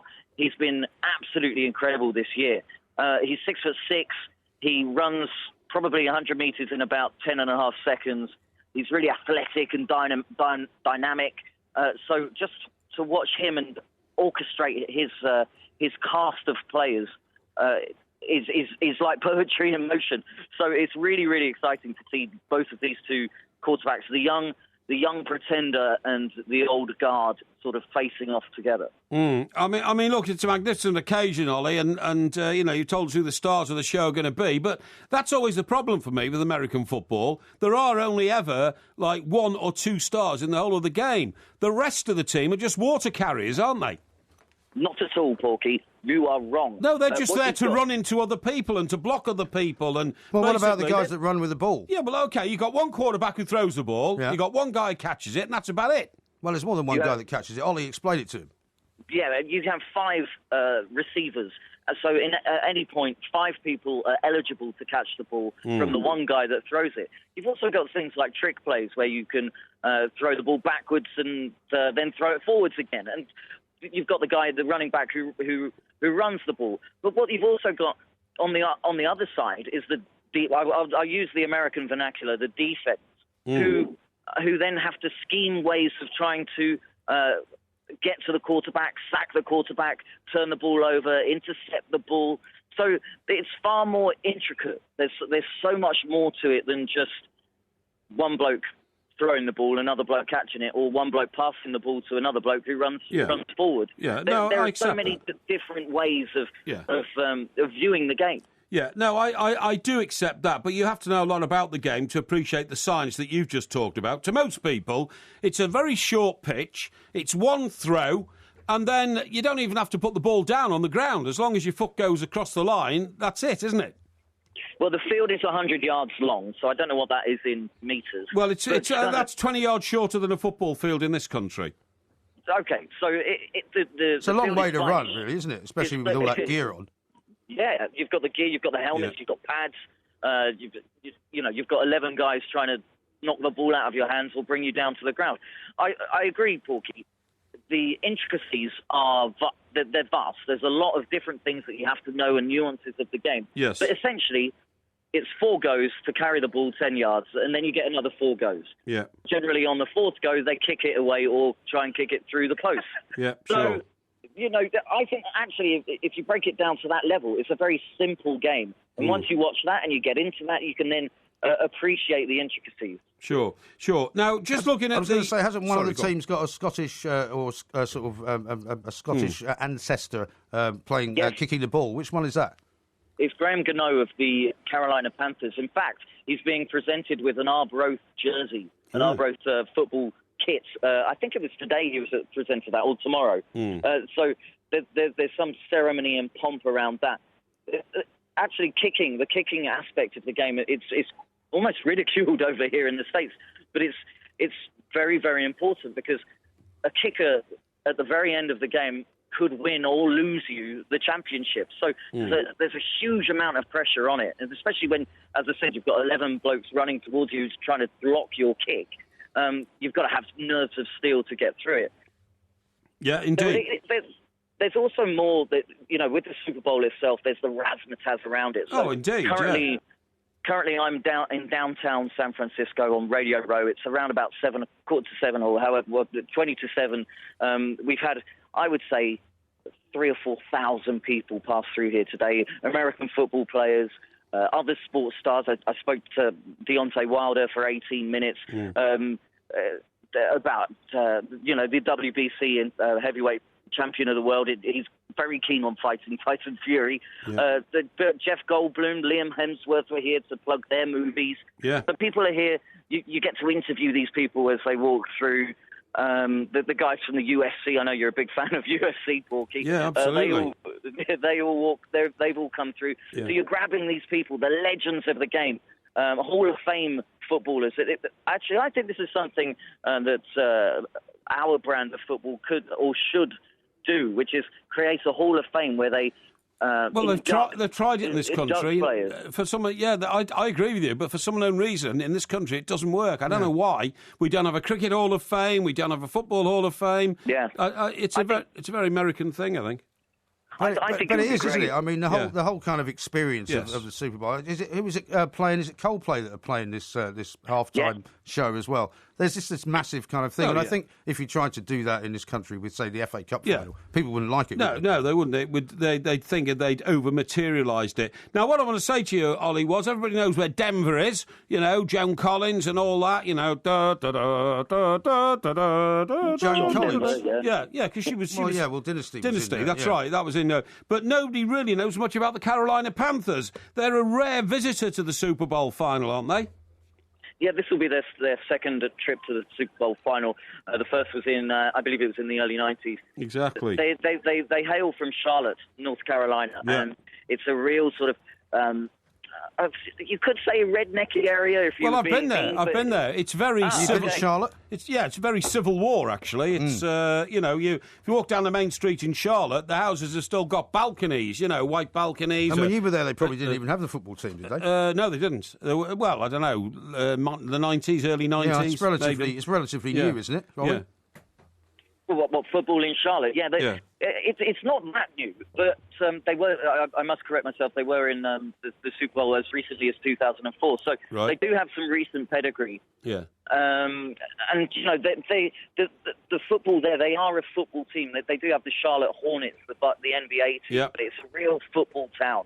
Mm-hmm. And actually, the whole town itself, and the star appeal of Cam Newton has really taken over San Francisco. You're seeing loads of people here in Carolina Panther jerseys. They'll be wearing black with blue and little white flecks on come Sunday. So you see loads of people here walking around with their Carolina jerseys. You also see a lot of people here in San Francisco colours, which is the iconic red and gold. In fact, I spoke to Jerry Rice. You must have heard of Jerry Rice, Porky. Jerry Rice? He won't have heard of Jerry Rice. No, I've heard of Jerry Rice. No, I don't know Jerry Rice, I'm afraid.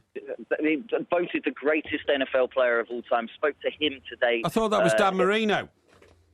What, the greatest player of all time? Yeah. No. Dan Marino's a great player, but voted the greatest player is the wide receiver Jerry Rice, who won, was it 5 Super Bowls in and around the 1980s. Right. And, okay. You get to the great thing is you get to speak to all of these people. It's just very, very exciting being here. Mm-hmm. Well, I think you would love the actual occasion. Oh, I'm sure I would. I would. I mean, you know, Lady Gaga singing the national anthem, bailing it out. Which is always good fun to see how they warble or fail on that final note. There's the halftime show. As Mike Graham said, there's Coldplay, but there's Beyonce. I know you're a big fan of Beyonce, Mike. Yeah, I am actually, yeah. But, I mean, look, I get all that. You know, we've done Olympic Games and World Cups and all that kind of stuff. Love the razzmatazz and the passion of the fans. I can tell from the excitement in your voice how much you're enjoying being immersed in this, huge commercial and sporting occasion, which is a great thing. All I stop at is that the sheer technicality of the game does not appeal to me, that's all. I'm very much a English football fan, and funny enough, when Mike and I used to live there, we used to have get-togethers and all that, and it was mostly the Australians, wasn't it, Mike? You were always sneaking off to the television to find out what was going on. On any given Sunday, that's right, as the name of the movie suggests, we would all be in a bar, sometimes watching the games as they went on. But yeah, I mean, I don't think you ever actually went to a live game, did you? No, I went to plenty of baseball games. I went to the Yankees, but I never went to an American football game. No, I didn't, no. So, Ollie, is this not the first Super Bowl you've been to, is it? Yeah, it'll be the first one that I've been to. What a great one. Number 50. Normally all the Super Bowls are in with Roman numerals. This one they've changed for branding. It's again, Porky, you are right. There's a lot of branding here. You've got caps and jackets, and jerseys and trousers and shoes, all with the Super Bowl 50 logo on. Yeah, well, that's fine. That's good. That's what it's all about. Yeah. Oh, yeah. I'm into commercialism. Have they got any Super Bowl slippers by any chance? Well, if they have Super Bowl slippers, I will bring some back for Porky. What's your size, Porky? Is it 4? No, it's a 10, please. But, 10? Okay. Sorry. Yeah, but listen, one last question, Ollie. How many people are there in an NFL squad? How many players? There's 53 people that are active on the day. 53? Yeah. Yeah, you've got 10 on the practice squad. You may have another 10 that could be injured or absent. Well, there's So you're 53 aside. 53. 53 Yeah, aside. so- Well, it's not 53 aside. There's not 53 on the No, field there's 53 at in any the given squad. time. Yeah. So how many coaches do you need to take one team to the? You must need at least 2 coaches to take one team to the stadium. Well, I've got how many buses? You mean? Yeah. I would say there's probably 4 or 5 buses. 'Cause Exactly. Along with the players, you've got the coaches. Yeah. You've got the kit people. You've got the the conditioning guys. So there's a huge entourage. I know when the Kansas City Chiefs came over to Wembley to play the international games back at the end of last year. They had 2 planes that came over. I think it was 200 people, the whole entourage, and that was all paid for by the NFL. Yeah. So they want to branch out into the United Kingdom as well, and spread the word of the game. Sure. Maybe okay, we should Ollie? go and watch one of those games at Wembley, actually. Ollie, have a great Yeah, time. thanks I'm very sure much. you'll hear more from Ollie on TalkSport over the course of the weekend. Yeah, maybe we should go to one of those NFL games at Wembley. Maybe. And see whether you can get stuck into that. Maybe. All right. Maybe you're right. So you're not convinced then, are you? To Well, watch it on Sunday night? look, I've never doubted the occasion. It is one of the biggest sporting events in the world. As I say, it's just the science of the game, which I don't quite get, that's all. Yeah. Yeah. Never mind. No. Coming up, we're going to have lots more going on. We're going to talk, of course, about Beethoven. I've got a couple of other stories I want to mention to you as well. Righto. This is TalkSport. When you need all the latest form and odds on all the day's sporting action, and you need it fast, you need the Coral Daily Download. Get all the latest news and great offers on all the big games and all the biggest race meetings in one essential package. Delivered to your ears at the speed of sound. Don't miss the Coral Daily Download every morning on the Alan Brazil Sports Breakfast from 6 on Talk Sport with Coral. Your best bet for breakfast. Left foot, right foot, left. Running would be left foot. So much more fun. Right foot. If it was 5-a-side with Lucas A Power League. Goes round the keeper and blasts it home. Get yourself fit in 2016 and have fun with Lucas A Power League. Book a regular pitch today and get a free ball and bib starter pack worth £75. Get out, get fit, get in. With more locations than anyone else, visit your local centre or powerleague.co.uk. Richard Bailey of Great Britain, attempting to navigate the icy garden path. Confidently shuts the front door and is off, looking good. A slip, a slide, into a slow 360 turn. Not intentional, mind you, but he's doing very well. Oops! Spoke too soon! Both feet are up, they're high. That's it. He's down, right next to the garden gate. February needs more good stuff too. So Asda's got loads of deals, like these cosy new Covent Garden soups and Warburton's crumpets, both at £1, just to help make February that little bit better. Asda. Save money, live better. Selected stores, lines and availability. Bienvenue au weekend sports breakfast avec Michelle Quinn and Georgie Bingham, Sir Talk Sport with Benno Vans. It's the breakfast show that cooks up a souffle of sport and a pan au chocolat of pre-match build-up every Saturday and Sunday morning on Talk Sport. The hors d'oeuvre to another big weekend feast of football. Hey, La, does anyone know the French for meat pie? The Weekend Sports Breakfast with Mickey Quinn and Georgie Bingham. Saturday and Sunday mornings from 7 on Talk Sport with Benno Vans. 4 years warranty and roadside assistance as standard. Ooh la la. And they're under starters order. And they're off. Talk Sport. And yesterday was all we had.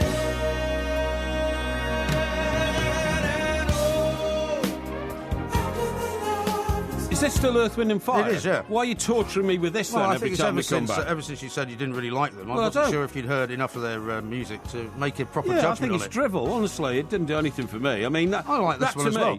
That to me, that record that we've just played, this Yeah. one, that's a kind of smoochy record that, you know, you'd if you get into a disco... but it's not unpleasant, they put though, is it? Well, it is unpleasant, because it's a quiet one where you'd have to get onto the dance floor and smooch around with your girlfriend, you know, and pretend you love her and all that kind of stuff. Pretend you know what you I mean? love her. Well, that's what most people do, isn't it? Well, Well, no, I don't think so. I think I think if they you do. some people actually did love their girlfriends. Well, I suppose they did, yeah, didn't dump eventually. them on the basis that they weren't actually going to help their career or do anything for them which was in any way helpful. Oh, really? Yeah. Really? Is that, and why are you looking at me when you say that? Well, I mean, just the your, way you said your pointed accusations of my lifestyle. Pretend that you're in love with somebody.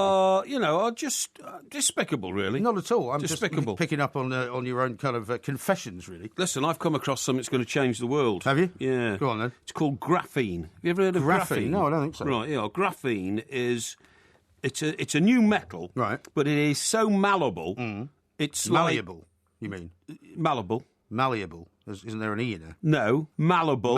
Malleable. Okay. It's like plastic, but it's 100 times tougher than steel. And is it manufactured then? Yeah, it's manufactured. Transparent cabins on airliners. Yeah. Right.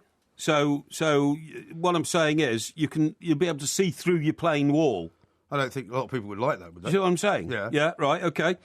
Phones that you can roll up and place behind your ear like a cigarette or a pencil. You see a workman with a pencil in his ear. Yes. You can roll your phone up and then you roll it out again and it's a complete phone. You want to carry your phone behind your ear? Yeah. I don't think that's a very good idea. You'd probably drop it or forget that it was there, wouldn't you? You can put it around your ear like a pencil. Filters that remove salt crystals from seawater, right? Right. Because this is such a fantastic new metal. What, you mean so you can make fresh water out of seawater? Desalination, just like that. Desalination? Desalination, Yeah. just like that, Okay. okay? And it's all going to be manufactured in an area of 20 miles around Manchester, and it's going to become the Silicon Valley of Europe, developing this material, right? Right. It's light but tough. It's called graphene. Yeah. Is it like graphite, then? Well, I'm explaining this to you now. Okay. Okay? Right. Don't ask too many questions. Because they used to make golf clubs out of graphite. Yeah, they did. They probably still do. Right. Graphene is the first two-dimensional material, first isolated in a Manchester laboratory in 2004. It is expected to have the same effect on our lives as plastic did on the post-war generation or silicon in the one after. Really? So why is it all being made in Manchester then? Because there's some company up there has developed it, okay. and it's got a... they patented it? They patented Okay. it. Now, the possibilities are endless. It can conduct electricity 30 times better than silicon, which is what we use at the moment.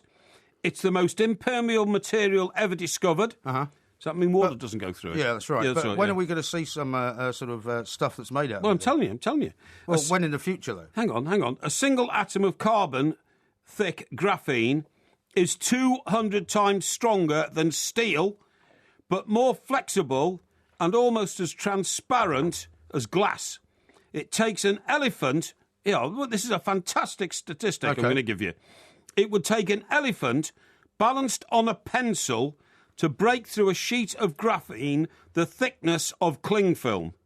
An elephant balanced on a pencil? Yes. Well, you couldn't balance an elephant on a pencil, could you? Well, supposing you could. Are you talking about that amount of pressure on one single point? Yes, Is that what they're trying on to- that one that's what single they're trying point, to like a establish? nail or something like that. The weight Right. of an elephant on top of a nail on a piece of graphene no thicker than cling film, and you couldn't get through it. Okay. You just couldn't get through it. So why are you telling me all this? When is it all going to happen? When are we going to be able to buy this stuff Well- and make planes out of it? or Well, whatever? there's 25,000 published patents relating to graphene, and this company owns a lot of them. But at the moment, people from America, from Columbia University in America, are trying to steal all the properties of graphene. Are they? How about that? Yeah, well, it's fascinating stuff, but it's all a bit theoretical to me. No, it's not, no. Sounds very theoretical. Planning application for the Graphene Engineering Innovation Centre will be completed next year at the University of Manchester, OK? Right. And then the leader of the City Council was a guy called Sir Richard Leese. In fact, we're going to Manchester We very are soon, going to aren't Manchester, yeah, we are, on April the 9th. Did you know that the Manchester Marathon is taking place on April the 10th, Sunday? Yeah, well, I know it now, but You we gonna didn't know enter? it before. No, I don't think so. No? No. You I won't don't be in any state to enter, well, you? I don't think I'd ever run in a marathon. Last time we went to a show in Glasgow, you Yeah. didn't service till 6:30 the next morning. That's true. And I don't mean you got up at 6:30 the next morning. I mean you didn't appear back into the hotel. Well, you had to until leave early 6:30. to come back and do Clash of the Titans, Yes, didn't I you? did, actually, yeah. Anyway, Sir Richard Lees, leader of the City Council, Right. said, this is unique. It's going to help Manchester and the UK in a global race. It is so good. This is something it can do. Graphene is expected to lead to wearable technology and tablet computers that you can roll up like a newspaper. Why is that in any way an advantage, though? What's the point of rolling something up and having to carry it when you can just carry it when it's very, very thin and like a little book? I mean, I wouldn't want to roll this up and carry it around. Yes, but the point is, at the moment, you carry around, you're looking at your tablet now, right? It's the size of a paperback book, right? Yeah, pretty much. So you can't really put it in your pocket, can you? No, you can't, but you can just carry it in your hand, and it's not very obtrusive. That's a nuisance. You might leave it on a train, you might do something else. If you could roll it up and put it in your inside pocket to the size of a pen, that would be better, wouldn't it? Well, it would, but of course if it's the size of a pen, then when it was expanded, it wouldn't be that size. It would. This is it's so thin. Graphene is so thin. But when is all this going to happen, though? That's what I'm asking. Well, it's in the process of happening. It's in the process of happening. Years away, or decades away, or what? No. You're talking about months away. Months away. Right. For instance, in defence purposes, right, you can make a body armour suit made out of graphene, which weighs less than a cotton shirt. So it can't be pierced by bullets either. It can't be pierced by bullets. It weighs less than a cotton shirt. It can't be pierced by bullets. It's 100 times stronger than Kevlar. And it must be pretty expensive then to manufacture. Well, I don't think it is. I don't think it is. Okay. Well, I'll look forward to seeing the first products rolling off the old production line. It's so good you can make robotic limbs out of it because they're so light. Okay. And also, it has properties which means it can interconnect with the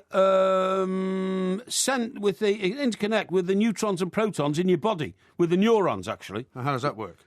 Well, because it's got great properties. It's a bit like Superman's kryptonite in the sense it's got properties that we've never seen before. But how does it connect with these neurons in your body that you're talking about? Because it can spot disease in your body. Really? Yeah.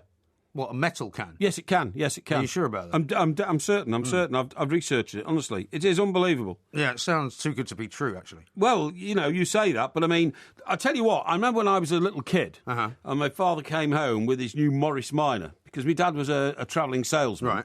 He worked for Addis, actually. He used to sell Addis brushes. The brushes, yeah. Yeah, and once every sort of 2 or 3 years, he'd drive down to Hertfordshire, where Addis is based, and he'd come back with a new Morris Minor. Morris Minor, like shooting brake, with the wooden one, with the doors at the back. And I remember one year, I was just like looking at the engine, even though I didn't know anything about engines. I lifted up the bonnet, and I was amazed to see that the fan in front of the conveyor belt, The fan belt. The fan belt. Yeah. The fan in front of the fan belt was yellow. And I said to my dad, what's happened? What is it? He said, they've stopped making those out of metal now. That's plastic. I said, you can't have a plastic thing in your engine. Right. It'll melt. It was revolutionary. But absolutely revolutionary. Didn't melt, of course. And now you don't have fan belts at all. Well, you can't see your engine. No. In the Merc, if you open the bonnet, all you see is a black cover. You can't see the engine. You can't put oil in it, can't put water in it, nothing. Well, you can, but you just have to know where to put it. Well, I don't know how you do it. Yeah, well, I'll explain it to you coming up in a little while. The Porky Quiz is getting very, very close. Yeah. We are the two Mikes. This is Talk Sport.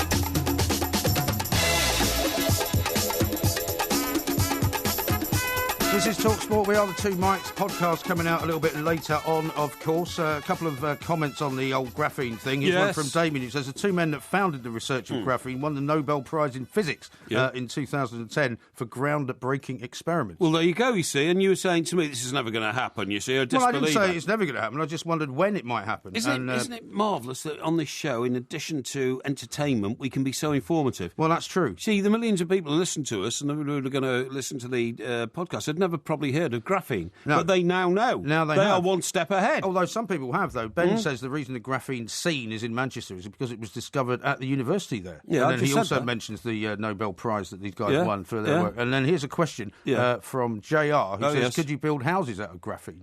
Yes. I suppose you could. You could. Well, you could do anything with it. Yeah, but you can build houses out of steel. Well, but you don't, do you? Yeah, but it depends how expensive it is, I suppose, as well. It depends how expensive, and it depends what you want the house to look like. Yeah, exactly. A house built of bricks looks better than a house built of steel. I would have thought so, yeah. Can I just pick you on something? You just said that the quiz is on Beethoven to find out how much Mr. Parry knows about classical music. Right. It's not a quiz on classical music, It's not, no. But Beethoven, of course, is a composer of classical music. Probably the most famous ever. You would think so, yeah. Yes. So, I mean, there's bound to be some classical music in there, I would have thought. Okay, I can accept that, yes. As long as I don't, I'm not asked to compare Beethoven's classical music with the classical music of a dozen other composers. I don't think there'd be any comparison. Although I'd be able to. My expertise is actually Beethoven, okay? Is it good? Okay, well, the questions over Beethoven are arriving any minute now, so we shall be getting into that very shortly. Right, now then, I want to tell you about... now, I have to give you credit for one thing. Really? And that is that you've managed to retain quite a lot of your hair, even though you're getting much older, okay? Although that's through no fault of my own, I suppose. I mean, it just happens to be that way. You just do. Now, without sort of being offensive, don't want to be offensive and all that, it does often look very unruly, your hair. Do you think? So I'd like to know how often you brush it. I never brush it. You never brush it? No. Right. Do you know that might be the reason why you still got hair? It could well be, yeah. I'm telling you, I've seen a research paper, and by the way, we have quite a big percentage of women listeners, lady listeners, okay? We do. And I want to tell you that I found some research material here, which they will find very, very interesting indeed, and that is that women shouldn't brush their hair at all, and if they brush it on a regular basis, they're in danger of losing it altogether. But isn't there a difference between, the way that hair sort of falls out as you get older for men and for women? You don't see that many women who have not really got much hair, do you? Well, I mean, it's not a phenomenon for men to brush their hair. I mean, I've never brushed my hair. I just comb it, right? You comb it, yeah. Well, you haven't got really very much to comb, to be fair, have you? I mean, I have had in the past, haven't I? Well, you have in the past, yeah. I've had it. I had so much hair, I once used to have to get it cut like every fortnight, you know what I mean? Really? Yeah. What, it grew much faster than everybody else's hair? Yeah, fantastic. I've still got quite a lot of hair. You try to make out I haven't, but I have. Well, it grows on the sides, but it kind of doesn't really grow on the front. Well, it doesn't yeah, really grow. Yeah. Anyway, we're not going to argue that. The point is, men don't actually brush their hair. Men don't walk around with a brush in their bag, right? Not usually. I always rush around with a comb, right? But women who go around with a brush, and some women brush their hair 100 times a day, are literally tearing their hair out. Now, but when was the last time you saw a woman with kind of what you would describe as male pattern baldness? You don't really see that, do you? Can't tell because they put extensions in their hair and they wear wigs and all this kind of stuff, okay? Well, some women do. Well, some women do. Women will go around with looking like they've got no hair. But have you ever met a woman who didn't have any hair? Well, no, but I mean, you're talking about women who are getting older. You know, most of the associations I've read in my life with younger women, okay? Right. Now, let me just tell you this. Some women brush their hair up to 100... use 100 strokes a day on brushing their hair, okay? Yeah. The brush does not because if they brushed it 100 times a day, they wouldn't have much time to do anything else, would they? Well, if you do this like that... Ooh, I've just knocked my headphones. If you get a brush and go... I suppose every time you do this, you're brushing it 20 times. Right. 20 strokes of hair. You're only going to do that 5 times a day, haven't you? And that only takes a few minutes, right? A new beauty trend has emerged that involves not brushing your hair. Advocates say that overbrushing damages your hair, it leads to split ends and breakages, it could end in hair loss. By not brushing your hair, you allow it to remain strong, healthy and even looking better. Right? Yeah, well, it's like I was once told by a hairdresser that if you wash your hair every day, actually that's not as good as not washing it every day. You should not wash it every single day. You should maybe... I've been told that you wash the oils out of it, apparently. Yeah, exactly, yeah. Although I prefer to wash it every day, but because otherwise it sticks up. But anyway, it says here... It sticks up? Yeah, it sticks up, What do you mean it sticks up? I don't know, it just sticks up. But it does stick up anyway, and it's sticking up now. Yeah, I know, but that's because I didn't let it dry enough tonight when I came out, and I put my headphones on, so it's distorted it. But anyway, trichologist Philip Kingsley... Trichologist? Yes. What's a trichologist? Well, you know what a trichologist is. It's all about hair, isn't it? About follicles and all that. Of course you do. Are you sure it's not a trichologist? Yeah, that's exactly what I'm talking about. Okay. Yeah. Now, this guy looked after Audrey Hepburn's hair, right? Must be pretty old, mustn't he? He must be, yeah. He says, I'm anti-brushing. I've been for years, ever since I started doing research into the dust particles in hairbrushes and realised that a lot of the dust in hairbrushes is actually hair broken down by brushing healthy cells that have been stripped off the scalp.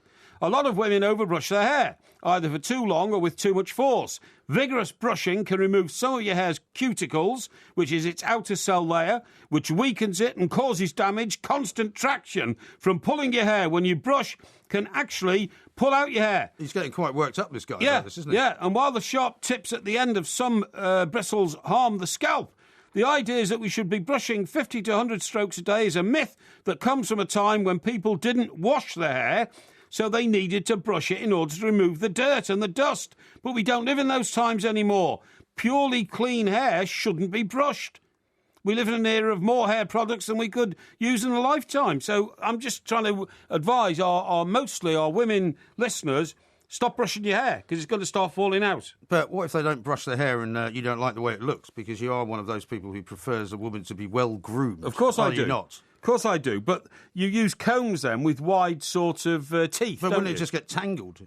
No. Women normally have longer hair than we do, right? So a lot of women don't, if they don't brush it for like weeks and weeks and weeks, well, it looked kind of horrible. No, of course not, because you blow dry your hair, don't you? And you blow dry your hair. You can blow dry your hair with a comb as well as a brush. And what this guy's saying, this trichologist fella who did Audrey Hepburn's hair, says.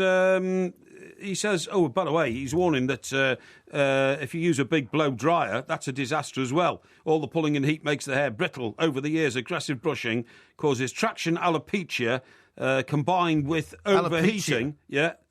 And your hair will fall out. But you don't see any victims of this, really. I'm not that's sure because women if wear this wigs. is not more of a There kind are of loads of bald women around. Are there? Yeah, but they wear wigs. But have you ever met a bald woman?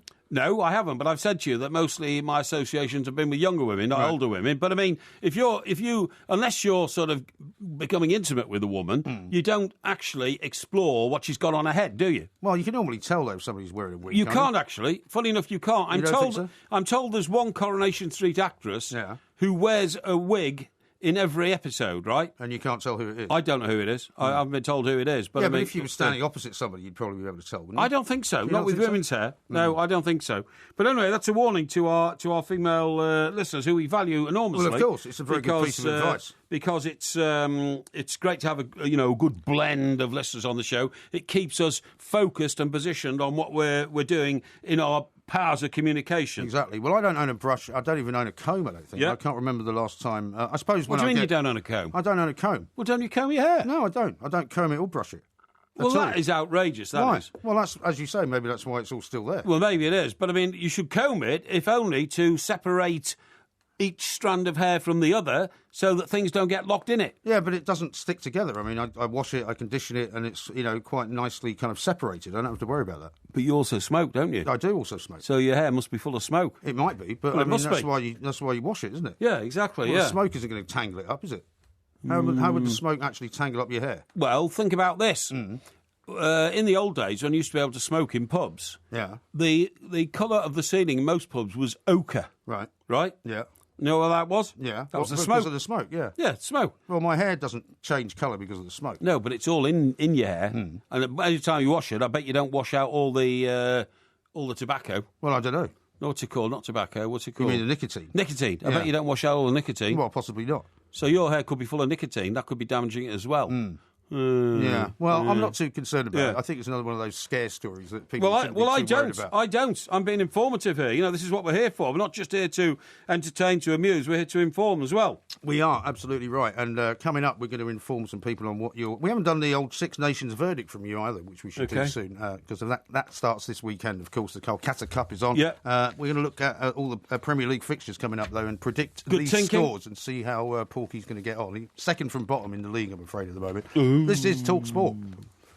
Inspire the next generation of young fans and celebrate the spirit of the game on Talk Sport with Barclays. Don't miss the warm-up and call Collymore this weekend when one lucky youngster will win tickets to their first ever Barclays Premier League game. Plus, keep listening to Talk Sport next week for your chance to get your hands on incredible big match tickets for you and a young fan. Win an unforgettable experience that will last a lifetime. Play first games on Talk Sport with Barclays, championing the true spirit of the game. For full terms and conditions, go to talksport.com/competitions. The A to Z of Corsa. O is for ooh, which is what you'll say when you hear the amazing Corsa limited edition comes with a year's free insurance. C is for core, which is the noise you'll make when you find out the Corsa limited edition 1.4i 75 PS 3-door with brilliant paint is only $169 per month over 35 months with $1,690 advance rental. For more irresistible offers, visit your local Vauxhall retailer or search Corsa offers. Personal contract hire. Excess miles over contracted mileage of 24,000 over 36 months at 6.64 pence per mile. You will not own the car. Insurance underwritten by Ageas Insurance Limited. License held for 1 year. First year free insurance for over 21-year-olds only. T's and C's apply. Offer ends March 31st. At Asda, get ready for kick-off this weekend with great deals across big packs of our beers and ciders, like Foster's, Carling and Strongbow 440ml cans 20-pack and Budweiser 300ml bottles 24-pack, all at the great price of £12 each. Asda, save money, live better. Selected stores, lines and availability. Drinkaware.co.uk, max 6 per customer for beer or cider. He's got the numbers on the players, the triumphs and defeats. Got the form on the football weekend and the rumors on the streets. Get all the stats and all the facts with his football form report. Stay on the ball on Friday night with Sky Bet and TalkSport. Get expert soccer speculation on all the weekend's big games. Stay on the ball on Kickoff, the Players' Lounge, on TalkSport with Sky Bet, making betting better. Cash out before the final whistle with Bet Tracker. Available now on skybet.com. Gambleware.co.uk. The Alan Brazil Sports Breakfast. Whoa. This morning from 6. Mansfield says it's Rita, Porky, you muppet, in Coronation Street who's wearing a wig. He Well, says anyone could tell that. Excuse me, I didn't want to say that because, I mean, you know... didn't want to give it away? That's a woman's personal dignity, isn't it? Oh, I see. You know, if she's wearing a wig or not. So, you know, don't want to get into that one. Well, I'm sorry, we appear to have now given it away. Never mind. You know, I didn't give it away. I didn't say that. My apologies. It was you. Thank you, Nick. Yeah. Maybe we'll find out that it's one of those things that everybody knows. Yeah, maybe. Yeah, now, we've got a Right. TalkSport commentary game of Southampton against West Ham, which is Yes. the late kick-off. But let's start off with the early kick-off, which is the 12:45. Manchester City against Leicester. I know, amazing game. Yeah, very exciting, very important game really, for both of them. And it's Manchester. It's at Manchester City. It is at Manchester City. Yeah. I've got to say Manchester City are going to win that. I can't go for a draw. Leicester have been in great form and all that, but I am going to have to say Manchester City 2, Leicester 0. I'm going to go the other way. I'm going to go Manchester City 2, Leicester 3. Oh, right, that's brilliant. But, you know, that could be a bit of a gamble. Next game, Aston Villa against Norwich. Yes, Aston Villa, Norwich. Aston Villa are hopeless now. They are, They're finished, honestly. Aston Villa 0, Norwich 2. Yeah, Aston Villa 0, Norwich 2. I think I'm going to go Aston Villa 0, Norwich 1. Right. I can't really see Aston Villa winning another game. No, I can can't. you? I can't see them getting another point. Yeah. Liverpool against Sunderland. Yeah, Liverpool against Sunderland. Shouldn't be any problem for Liverpool this at all. But, I mean, you know, Sam Allardyce is never going to admit to giving up. He's never going to give up. So I would say it'll be a tough old fight. You know, it could be a draw. I mean, Liverpool got belted over by Leicester, didn't they? They're not a great team. Right, I'm going to go Liverpool 2, Sunderland 1. I'm going to go Liverpool 1, Sunderland 1. OK. And there's a threatened demo, isn't there, coming up at about the ticket prices, They're going to walk out in the 77th minute because of these £77 tickets. That's right, yeah. That'll be interesting to watch as well. Newcastle against West Brom. Yeah, Newcastle, West Brom. I mean, although Newcastle got really hammered by Everton 3-0 the other night, they've got to turn it around with these new signings and John Shelby and all that. West Brom, they're not the greatest team in the league. I'm going to say Newcastle 2, West Brom 0. I'm going to have Newcastle winning this as well. Newcastle 2, West Brom 1. Right. Your team coming up next, Stoke at home against Everton. Yeah, Everton will get revenge on Stoke, who beat them at Goodison just a few weeks ago. Stoke 1, Everton 3. Everton have finally turned the corner and got themselves into gear. Stoke 1, Everton 3. Yeah, I'm going to go Stoke 2. Everton 2. Ah. I'm not quite sure. I think Stoke are due some kind of a result, aren't they? Swansea against Crystal Palace. Swansea, Crystal Palace. Crystal Palace just can't find any form at the moment whatsoever. Swansea's struggling back to try and make sure they don't sink into that relegation zone. So Swansea 2, Crystal Palace 1. I'm going Swansea 1, Crystal Palace 0. OK. Spurs against Watford. Yeah, I mean, Spurs are the team to beat at the moment. Nobody's going to beat them, I don't think. And although Watford... Sol Campbell's on the back of one of the papers this morning. Yeah, I know. He's saying they're going to bottle it. They're going to mess it all yeah, up. I know, yeah. I don't know why he said that, actually, but, I mean, considering he fell out of... Maybe he doesn't think he's unpopular enough. Well, exactly. He fell out of favour with the Spurs fans by going to Arsenal. Right, this is going to be Tottenham 3, Watford 1. Well, you don't fancy Watford to get something here, then? Well, I said Tottenham 3, Watford 1. Yeah. I think Watford have had a sterling season, but Spurs are just the informed team. Yeah, I'm going to say Tottenham 2, Watford 1. Southampton West Ham, which is the live TalkSport commentary game. Southampton West Ham. Southampton have come back to a bit of form. 6 against 7. Home advantage got to count here. Southampton 3, West Ham 2. I'm going to go Southampton 1, West Ham 2. Right. So I think West Ham might actually win that one. Right. Sunday, Bournemouth against Arsenal. Yes, Bournemouth Arsenal. This is the one that Colin Clark said might be the surprise. Yeah. Bournemouth might actually end up beating Arsenal. I don't think they will. Having a bit of a bad patch, aren't they? Yeah, I don't think they will. Bournemouth 1, Arsenal 2. Arsenal seem to get a good result every time they get a bad result. If you see them, they get a bad result, and they bounce back. Yeah. Yeah. Well, I'm going to try Bournemouth 1, Arsenal 0. OK, I've got Bournemouth 1, Arsenal 2. OK. Chelsea, Manchester United. Yeah. This could be the game of the weekend. Yeah, pretty intriguing. Well, I think the game of the weekend is Leicester-Manchester City, considering they're first and second. You may be right. Chelsea-Manchester United, is that Chelsea? I think I think United have turned the corner, so I'm going to say Chelsea 2, Manchester United 3. I'm going to say Chelsea 2, Manchester United 1. OK. And I'm going to make that my banker as well, because I think Chelsea are definitely going to win that one. Right, OK. And so what's your banker? Which chip are you going to put on which game? OK, my banker, i.e. the one I feel most certain about, is, without a shadow of a doubt, Norwich winning at Villa. OK. So that's my banker.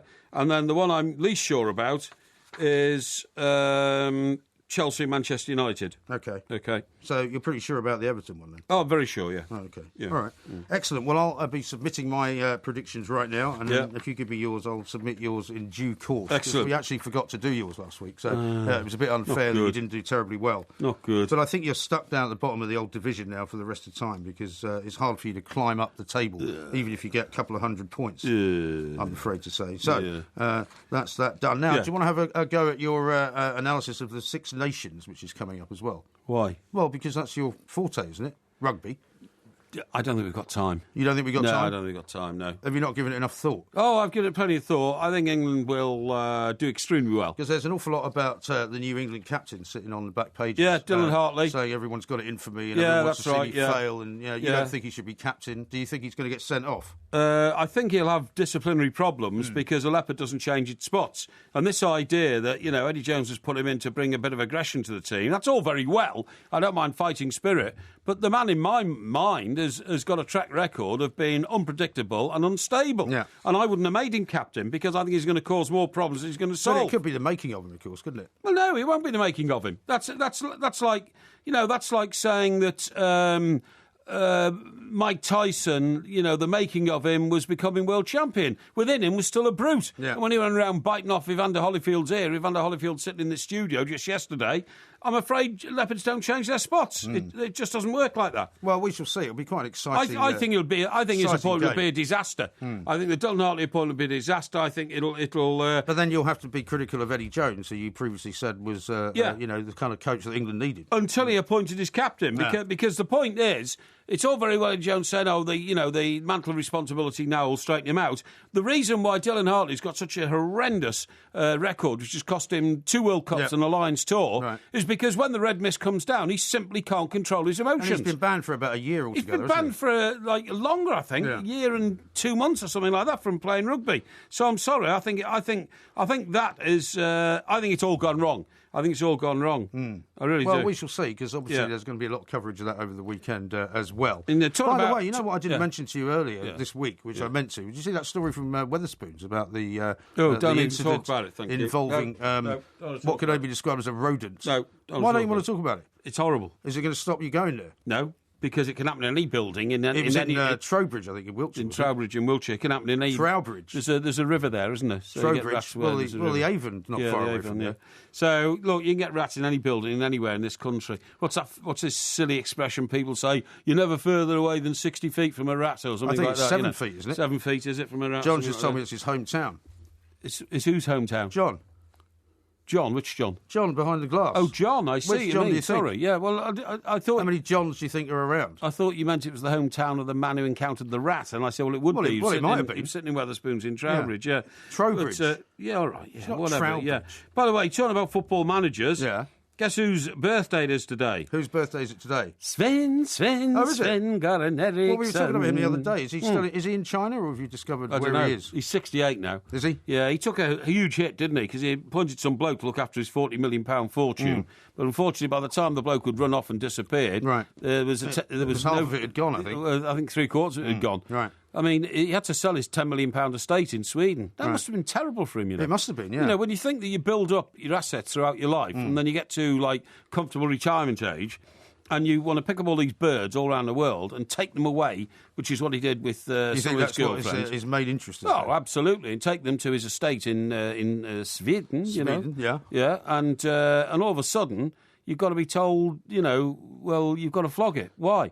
Well, your financial advisor has run off with all your money. And did he not try and get some bill. of it back, and he wasn't able to? because it's all just vanished. I know. I don't know. I mean, it was a terrible thing for him. He was great to deal with, Sven. You know, he's the most pleasant man you could ever meet. Seemed very charming. Yeah. You know, whenever we met him and had a drink with him or lunch with him or something like that, he acted like he didn't really feel the pressure of international football management at all. And as we've said before, actually, as an England coach, he's done rather well against lots of other people. Well, we always got to the quarter-finals with Sven. People said, it's only the quarter-final again.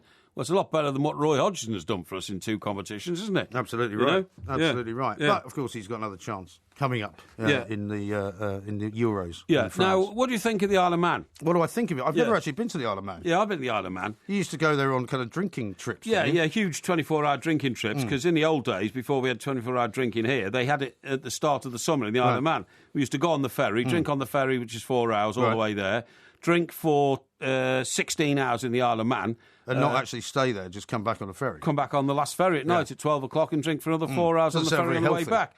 But the point is, they've decided it's the best place in Great Britain to test driverless cars. Is it? Because it doesn't matter if you hit something, you know what I mean? Or, because there's not very many people there. There's not very many people there, that's absolutely right. And they've got pretty good roads, but they don't go anywhere, you know what I mean? What do you mean they don't go anywhere? Well, they go around the island. Yeah, they go around the island, yeah, exactly. But I mean, they don't end up in sort of, tunnels or towns or anything like that. Yeah. They're just roads that people normally drive motorbikes around on.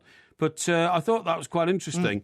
I think it's weird to live on an island like the Isle of Man. They're a bit weird, people who live on the Isle of Man. We live on an island, I've told you this before. Yeah, but it's massively great and bigger than the Isle of Man, isn't it? You know what I mean? Well, I suppose so. But do you think people in Gibraltar are a bit weird? I wouldn't say so. Yeah, I think they're a bit weird, yeah. Well, we're talking more about islands. Sure. It's time for the Porky Quiz. It's time for Beethoven coming up next.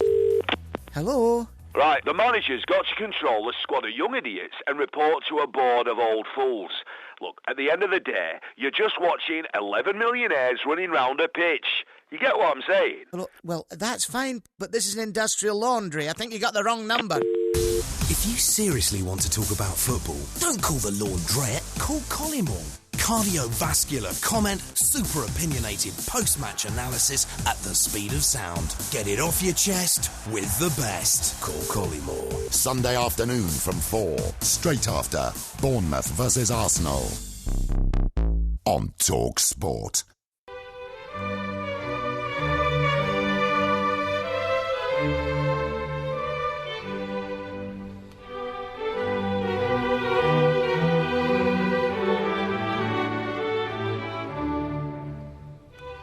Very soothing, that, isn't it? That sounds like the start of Fawlty Towers. Well, it might sound like it's you, but it's not the start of Fawlty Towers. Sounds like it. I can see the similarity, though. I see what you're saying. Yes, exactly. This is, of course, the Beethoven quiz. Yes, it is. Right, bring it on. Telling us all how much of an expert you are Well, on I've been Beethoven. following Beethoven for probably 20 years. 20 years? It was my first incursion away from pop music or popular music into the classics. Right. Yes. OK. Well, as ever, we've got a set of 10 questions here. Excellent. If you get one correct, you will hear this sound. Very nice. Right. That's me, obviously. Yeah, that is you. If you get one incorrect, you will hear this sound. You don't fool me, you stupid minor bird. I'm not deaf yet. Yes, OK. OK. Right, you want to hear any of those? Are you ready for question I'm ready. number 1? I'm ready. Bring it on, man. How many piano sonatas did Beethoven write? Piano sonatas, I believe he wrote 9 symphonies and 5 piano sonatas. Incorrect. No. You don't fool me, you stupid minor bird. I'm not deaf yet. He wrote 32 piano sonatas. But you see, he didn't. He wrote 5 something piano things and then 32 piano sonatas. OK. Well, 5 and 32 are two very, very different numbers. 0 out of 1. Question number 2.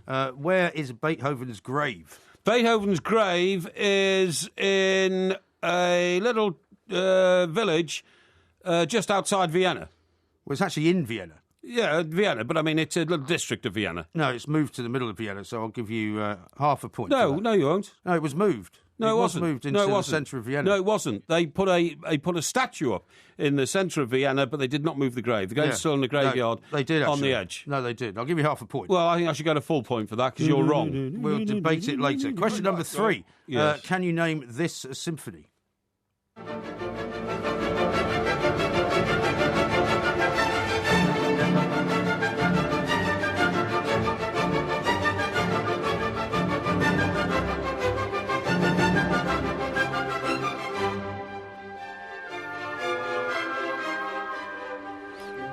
Well, it's not Moonlight Sonata, right? And it's not Beethoven's Fifth. Right. I believe that to be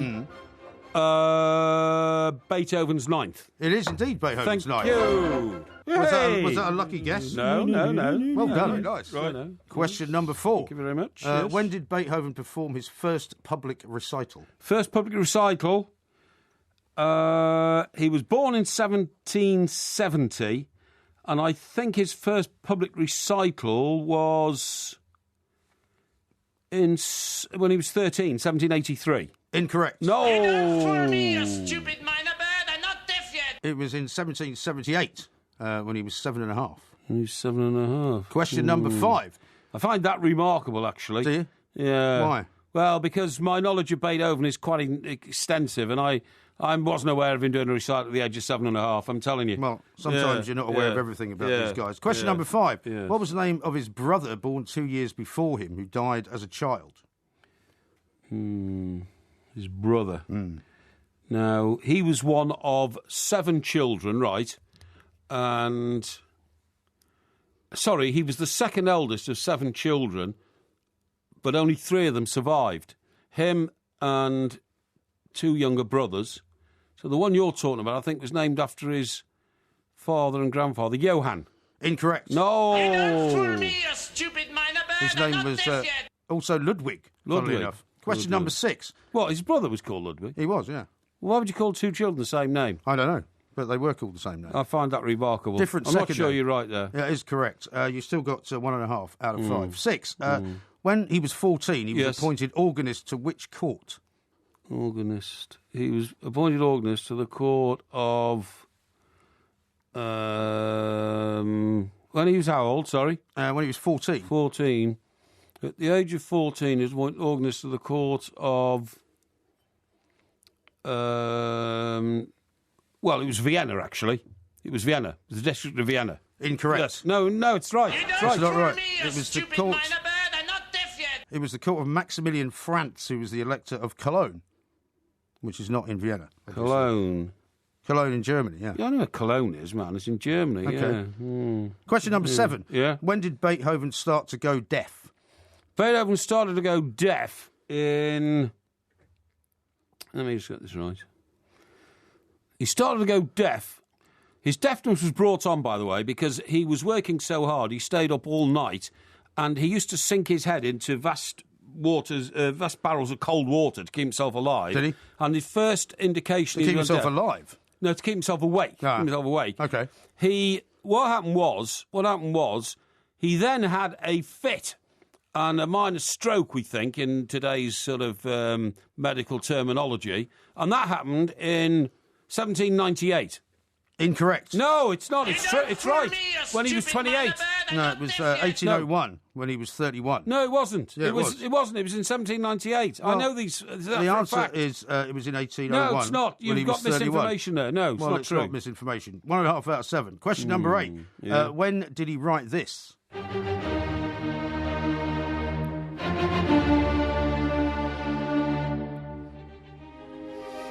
Well, that's his 5th. That's Beethoven's 5th. It is. And I can always remember this. He wrote his 5th in 1805. Is that your answer? 1805. I'll give you that. Thank you. He actually wrote it between 1804 and 1808. Yeah, well, it's 1805. Yeah. Very nice. Right. Yes. But that fits. So you got 2.5.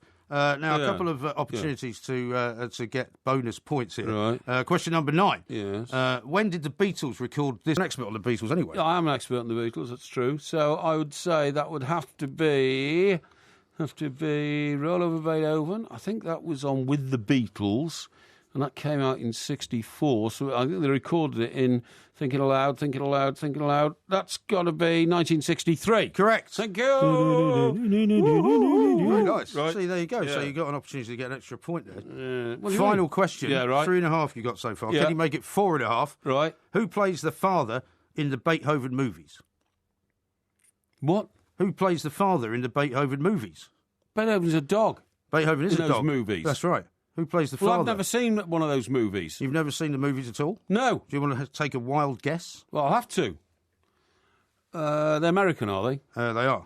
So it's an American guy, eh? Let me think. See, this is ridiculous. This is not about Beethoven. Yeah, but it's not about the man, the greatest musician of all time. It's about Beethoven. I've got a collection of all his records at home. I listen to them all. But it gives you a chance Nobody to tells get you who the blinking American actor is who stupid film about a stupid dog. Very popular film about a very popular dog. Right. The father could have been... who's the guy who played... who's the guy, the American actor whose nose kept growing and then going back in again? You know what I mean? His nose kept growing? Yeah, he played a character whose nose was growing out and all in all time. Oh, God. I can't give you any clues, obviously. Well, I'm going to have to guess and say it's somebody like... Well, I don't think it is him. Bill Murray. Incorrect. No. You don't fool me, you stupid minor bird. I'm not deaf yet. It's Charles Grodin.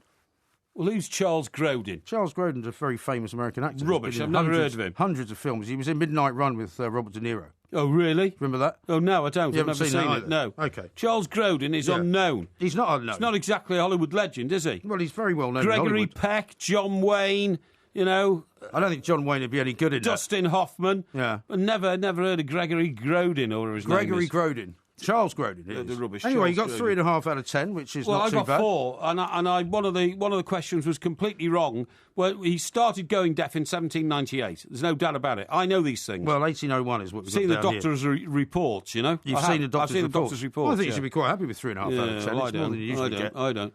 You know that.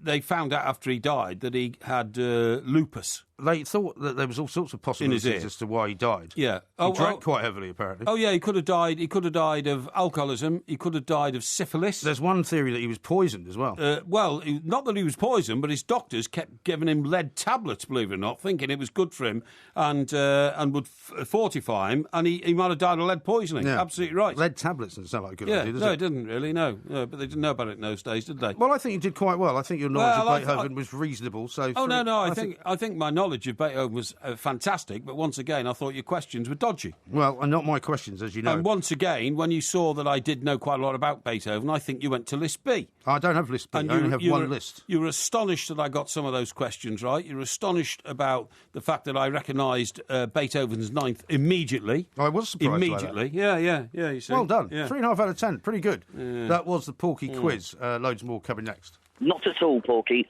You are wrong. The Form Zone on Talk Sport with Betfair. This is Play. Listen to Talk Sport throughout the weekend for Betfair's experts' essential guide to all the latest form and odds as all the big teams face off. Everything you need to keep ahead of the game and make sure you know where the smart money is this weekend. Enter the Form Zone every weekend on Talk Sport with Betfair, where you can cash out in play on single or accumulator bets, so you can take your winnings before the end of the match. Selected markets, conditions apply. GambleAware.co.uk. The kitchen has changed, and with up to 40% off a selection of ready-to-fit Wix kitchens, you can enjoy a new one in no time. Plus cabinets from as little as £25 and worktops from £35. Is it time to change yours? Wix. Let's do it right. For offer details, visit wix.co.uk. I'm so happy we're finally doing date night. I've missed you. I know you've been really busy. It's just nice we can do this. I really do love you, Steve. I know. I love you too, Dave.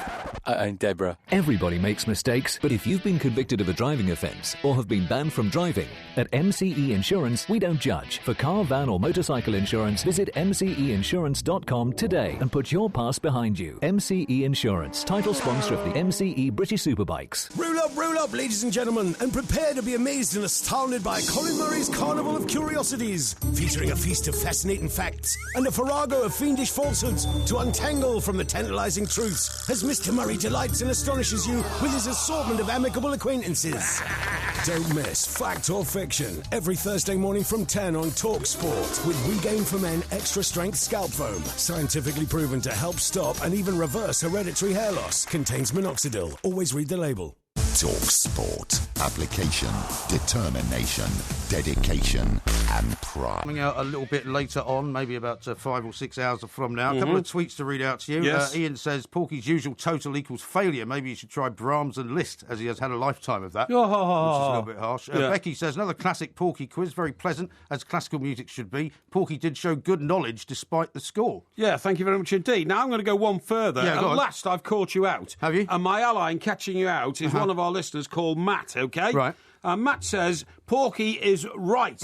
You are a gerrymanderer, MG. In terms of what? He then shows me a clip from the Ludwig van Beethoven website, the official one, which says he's got his own website, has he? He's got his own website. That's pretty good, isn't it? Yeah.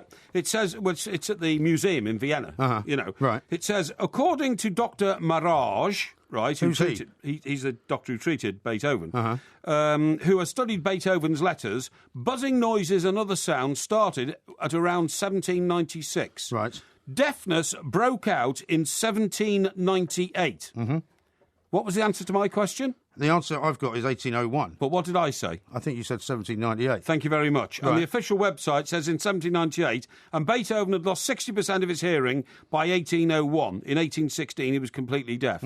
Will you please concede that I got the question right? No. According to the facts in Ludwig van Beethoven's official website. Well, I can't, because all I can do is take the answers that I've got in front of me. Well, who gives you those answers? Well, the answers are set by the questions and the answers are set by the independent quizmasters. But they've made a mistake, Mike. Well, I don't think they have. They have made a mistake. No. This is the official website.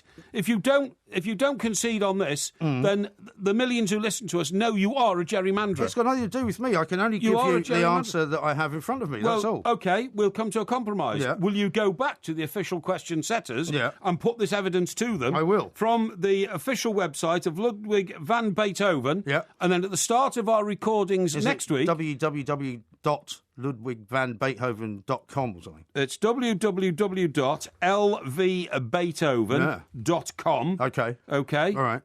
And find out if the answer there is right. If that's right, then I've got 5 out of 10. OK? Well, how have you got 5 out of 10? You'd have 4.5 out of 10. Oh, yeah, but the other half you should have given me as 5. And also, lots of tweets here saying the last question was utterly ridiculous. That was a Hollywood question, not a Beethoven question. The penultimate question was ridiculous. That was a Beatles question, not a... Yeah, but you got that one right, though. Yes, I know, but only because of my expertise in a number of subjects. Well, that was why the question was put there, because it was thought that you might need some help. You know, and if you weren't doing terribly well, then at least you get the Beatles question right. No. You don't give me any sympathetic I've been questions. handed a piece of research here. In 1801, Beethoven confessed to his friends at Bonn that he was afraid he was slowly going deaf. Yes. And that was why I think that was the answer given. Yeah, but hang on. I've already read you from the official site. That's from lvbeethoven.com, from the same website. Yeah, I'm sorry, but Dr. Mirage on the same website. I don't know who this Dr. Mirage is. Well, you have a look. Maybe he's a mirage. No, he's not, because it's spelled Marage. No, OK. Deafness broke out in 1798, so that is an official fact. We will clarify that next Monday evening, when we restart our broadcasting next week. Indeed. Are you agreed? Yeah, that's fine. Good. Absolutely. Right. I'm always fair in these matters. Oh, yeah. Here's one from Jamie who says, when did Beethoven start going deaf? That's easy, when Porky started singing and talking rubbish. Surely my answer gets a point.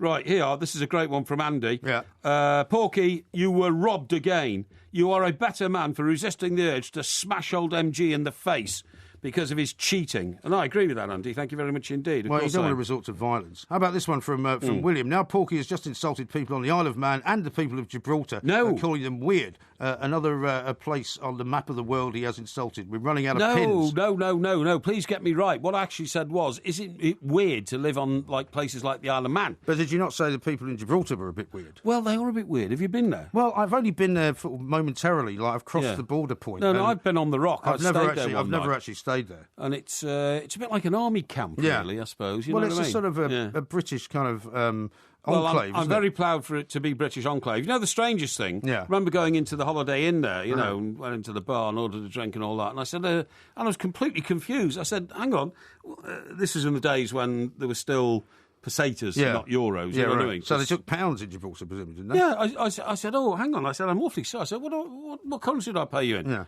And the guy looked at me like I was mad and said, will you pay me in pounds? I said, what? He said, you're in Britain. Oh, right, OK, thanks very much indeed. You know, and paid it like that. Yeah, I think I was there because there was some story I was doing down in southern Spain. And, and because we were very close to Gibraltar, we just kind of went for the day when there was nothing else going on. Right. And because I think you could go and buy sort of tax-free stuff. I think that was the idea. So we just crossed the, as pedestrians, just crossed the kind of border point. I see, yeah. Went into Gibraltar for about half an hour, bought some stuff and came back out. I went there with Roger Taverner. Yeah. We were staying in Marbella, on holiday, rabble-rousing and associating with young ladies and that kind of stuff. And we took them to Gibraltar and we had lunch at the Holiday Inn. Right. And but I found it grubby in those days. I'm going back 20 years now. Well, its reputation back then was probably slightly kind of... it was slightly alternative as a place, wasn't it? It's kind of like that. Yeah, but there's nothing wrong with it. I like the people there because they're British. As long as you like the people. But on the Isle of Man, I think it's... Look, if you are a multimillionaire and you have a place there and you fly there and back in your own... Because it's a tax haven as well, isn't it? The tax haven, of course, it is. I mean, Nigel Mansell used to live there. Right. Norman Wisdom used to live there. Mm-hmm. Lots of people live there, but for those who live there who are Isle of Manionians or Manx people... Isle of Manionians? Well, Manx people. I'm not sure that's right. Manx people. Right. They're probably used to it because they were born and brought up there. But for anybody to go and actually live on the Isle of Man, isn't it claustrophobic, isn't it? Well, I guess if you like that sort of... It's like people that go and move up to some of those rather remote islands in Scotland. Islands, yeah. The Outer Hebrides. When we used to get off the boat... nothing very much happens. When we used to go off the boat on a 24-hour drinking They must have expedition. hated the idea of all you people kind of arriving for just a drinking binge, mustn't they? Well, we took loads of money, didn't we? We were spending loads of money in their bars. When you got off the boat, and I reckon that was in Douglas, the first pub you saw was called the Peveril. Right. And we used to go on the Peveril and spend the first 2 hours in the Peveril. Peveril, of course, is a seabird, largely associated with the island. Yes. Do you know that? So when was the last time you were in the Isle of Man, then? Oh, quite a few years ago now. The other thing is, we used to go there on family holidays, and that was the first time I ever flew in an aircraft. Right. We went to Ronaldsway is the name of the airport in the Isle of Man. We went to Speke Airport in Liverpool, and we got on a Dakota... little, sort of puddle jumper. Or was it a big plane? No, it was a Dakota aeroplane with propellers. Uh-huh. So we got on this plane and it flew over the Isle of Man. And I was so small, I don't know what age I was, but I was so small. And the reason we went there was because my dad's mum lived there. Right. It's the only time I ever saw her. So is your dad's family from the Isle of Man then? No. They're from Merseyside, from Birkenhead. But for some unknown reason, my maternal grandmother ended up in the Isle of Man. Right. And I didn't know she was my grandmother. All I knew was we were flying over there, right? And then Didn't they tell you she was his grandmother? Well, they might have done, but it didn't register with me. And I said, when we came back, I said, who was that lady with the rosy cheeks? She had very rosy cheeks. Who was the lady with the rosy cheeks who was sitting in the deck chair outside that house we went to? And did she never speak to you or anything? Well, I can't honestly remember, but a clue as to why there might not have been much contact between her and us, right, and why she might not have said much on the day, was a few years later, when I was about 6, I remember, right, a policeman arrived at the door very early at our house in Chester, and, knocked on the door, looked out the window, and there was a police Ford Anglia parked outside the house. And I thought, with a blue flashing light? No, the light wasn't flashing, no. And I thought, I wonder what this is. Anyway, so Dad went down. Anyway, Dad came upstairs. I heard him talking to my mum. His mother had died in the Isle of Man, and the police had come to notify us. So then, of course, my dad had to go to the Isle of Man. I don't know whether he went on a boat or a plane or whatever. And he got there and he had to sort things out. Right. But he told me years later that the first problem was when he got to my mother's place, my grandmother's place, his mother's place, they had to clear up 90 whiskey bottles. Oh, dear. Yeah, I know. There's quite a lot of whiskey bottles there, isn't it? Yeah. So she clearly liked to drink. Indeed. And I'm afraid that ran through the family. And you're continuing that tradition, obviously. No, I'm not continuing that tradition. I never drink whiskey, funnily enough. I never drunk whiskey. But the two things I remember about it when we went there, first, it was the first time I ever had kippers. Right. Loved kippers. Kippers are good. And I've loved them ever since, right? And secondly, this is a bizarre thing. My dad had just started wearing glasses. And we got on a little fishing boat for a little sort of steam around the harbour or something. And my dad went over the side and his glasses fell off. And the water in the harbour was so clear that you could see them. So did he throw you in to try and get them then? No. Some local chap who was passing, he'd say, and this fellow was passing, so what's the problem? He said, my glasses fell off when I was on that boat and they're there. And he pointed and you could see him about 30 feet down. He said, don't worry about that. And he took his clothes off down to his trousers. And jumped in and recovered them. How bizarre. I know, it's very odd, isn't it? It is very odd. It's very odd, yeah. So you got some interesting memories of the Isle of Man. Interesting memories of the Isle of Man. I like people of the Isle of Man. It's just that they're a bit insular, I think. But now you're going to have a lot of cars driving around without any drivers. Yeah, cars without any drivers, because I think that's a good place to test them. So there you go. Very, very odd indeed. Yeah, absolutely. Well, we've nearly come to the end of the show. I missed the boat back one time. Did you? Because I was having an altercation. No, I was having a rendezvous with a lady on the beach. Oh, dear. And the ferry, the midnight ferry went. Stranded there till the next day. Bad news indeed. Yeah. This is, of course, TalkSport. We are the two mics. We've almost come to the end of the show, but we're going to have a little recap when we get back. This weekend on TalkSport. Tadic to Mane through a goal! And Southampton take the lead! Saturday afternoon, kick-off, 5:30. Here comes Valencia into the area from the throw-in. He's helped it past the goalkeeper and in. Southampton versus West Ham United. And arriving like a gazelle was Koyate. He's onside this time, Austin. That could be the winner. We love it. And the header goes in on the rebound from Benicaphobe. 3 goals for Benicaphobe. Sunday afternoon, kick-off, 1:30. Lovely ball into Ramsey. Ramsey in at the near post, drives it home. Bournemouth versus Arsenal. What a great goal that was from Arsenal. What a response from Arsene Wenger's team. Bournemouth have beaten Manchester United. On DAB Digital Radio and 1089 and 1053 AM. A terrific performance. Turn of pace and eye for goal. Shout about it. Talk Sport. Today you and I are not the same. You say you like the sun, I like the rain. So before we go, do it all again. You better catch your own train.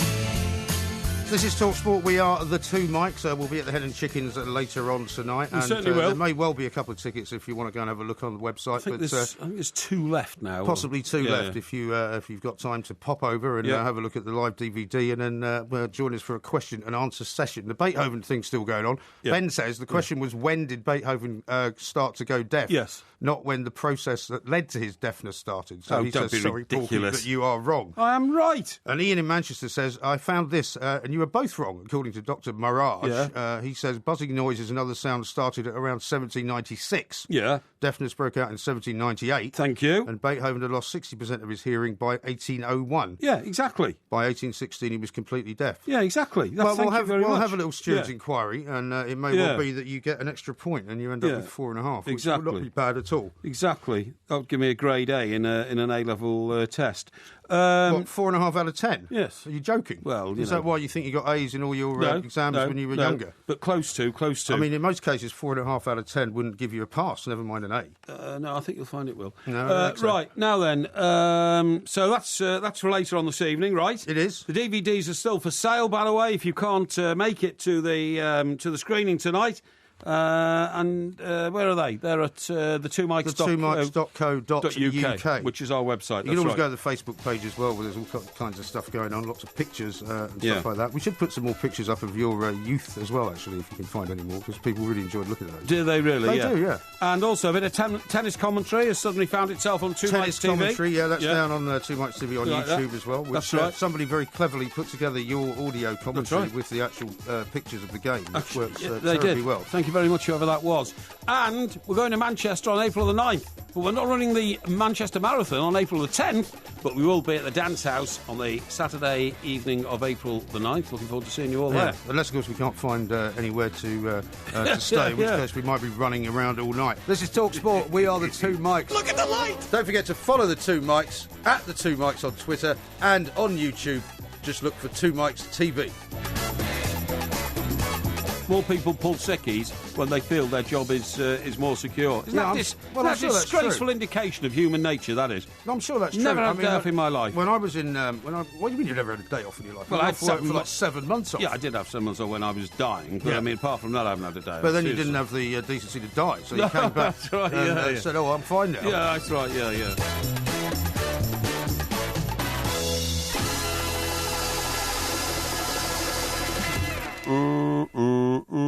Why are you making it sound like a seal? Sorry, I wasn't. I was thinking aloud there. I could be going to a retirement party. If you love the Two Mikes podcast, you'll love the live show. Weekday overnights from 1am on DAB Digital Radio and 1089 and 1053 AM and via the TalkSport app. TalkSport, your Premier League station with exclusive commentaries every weekend. What an absolute corker! TalkSport. I think people in Gibraltar are a bit weird. I wouldn't say so. Yeah, I think they're a bit weird, yeah. Not at all, Porky. You are wrong.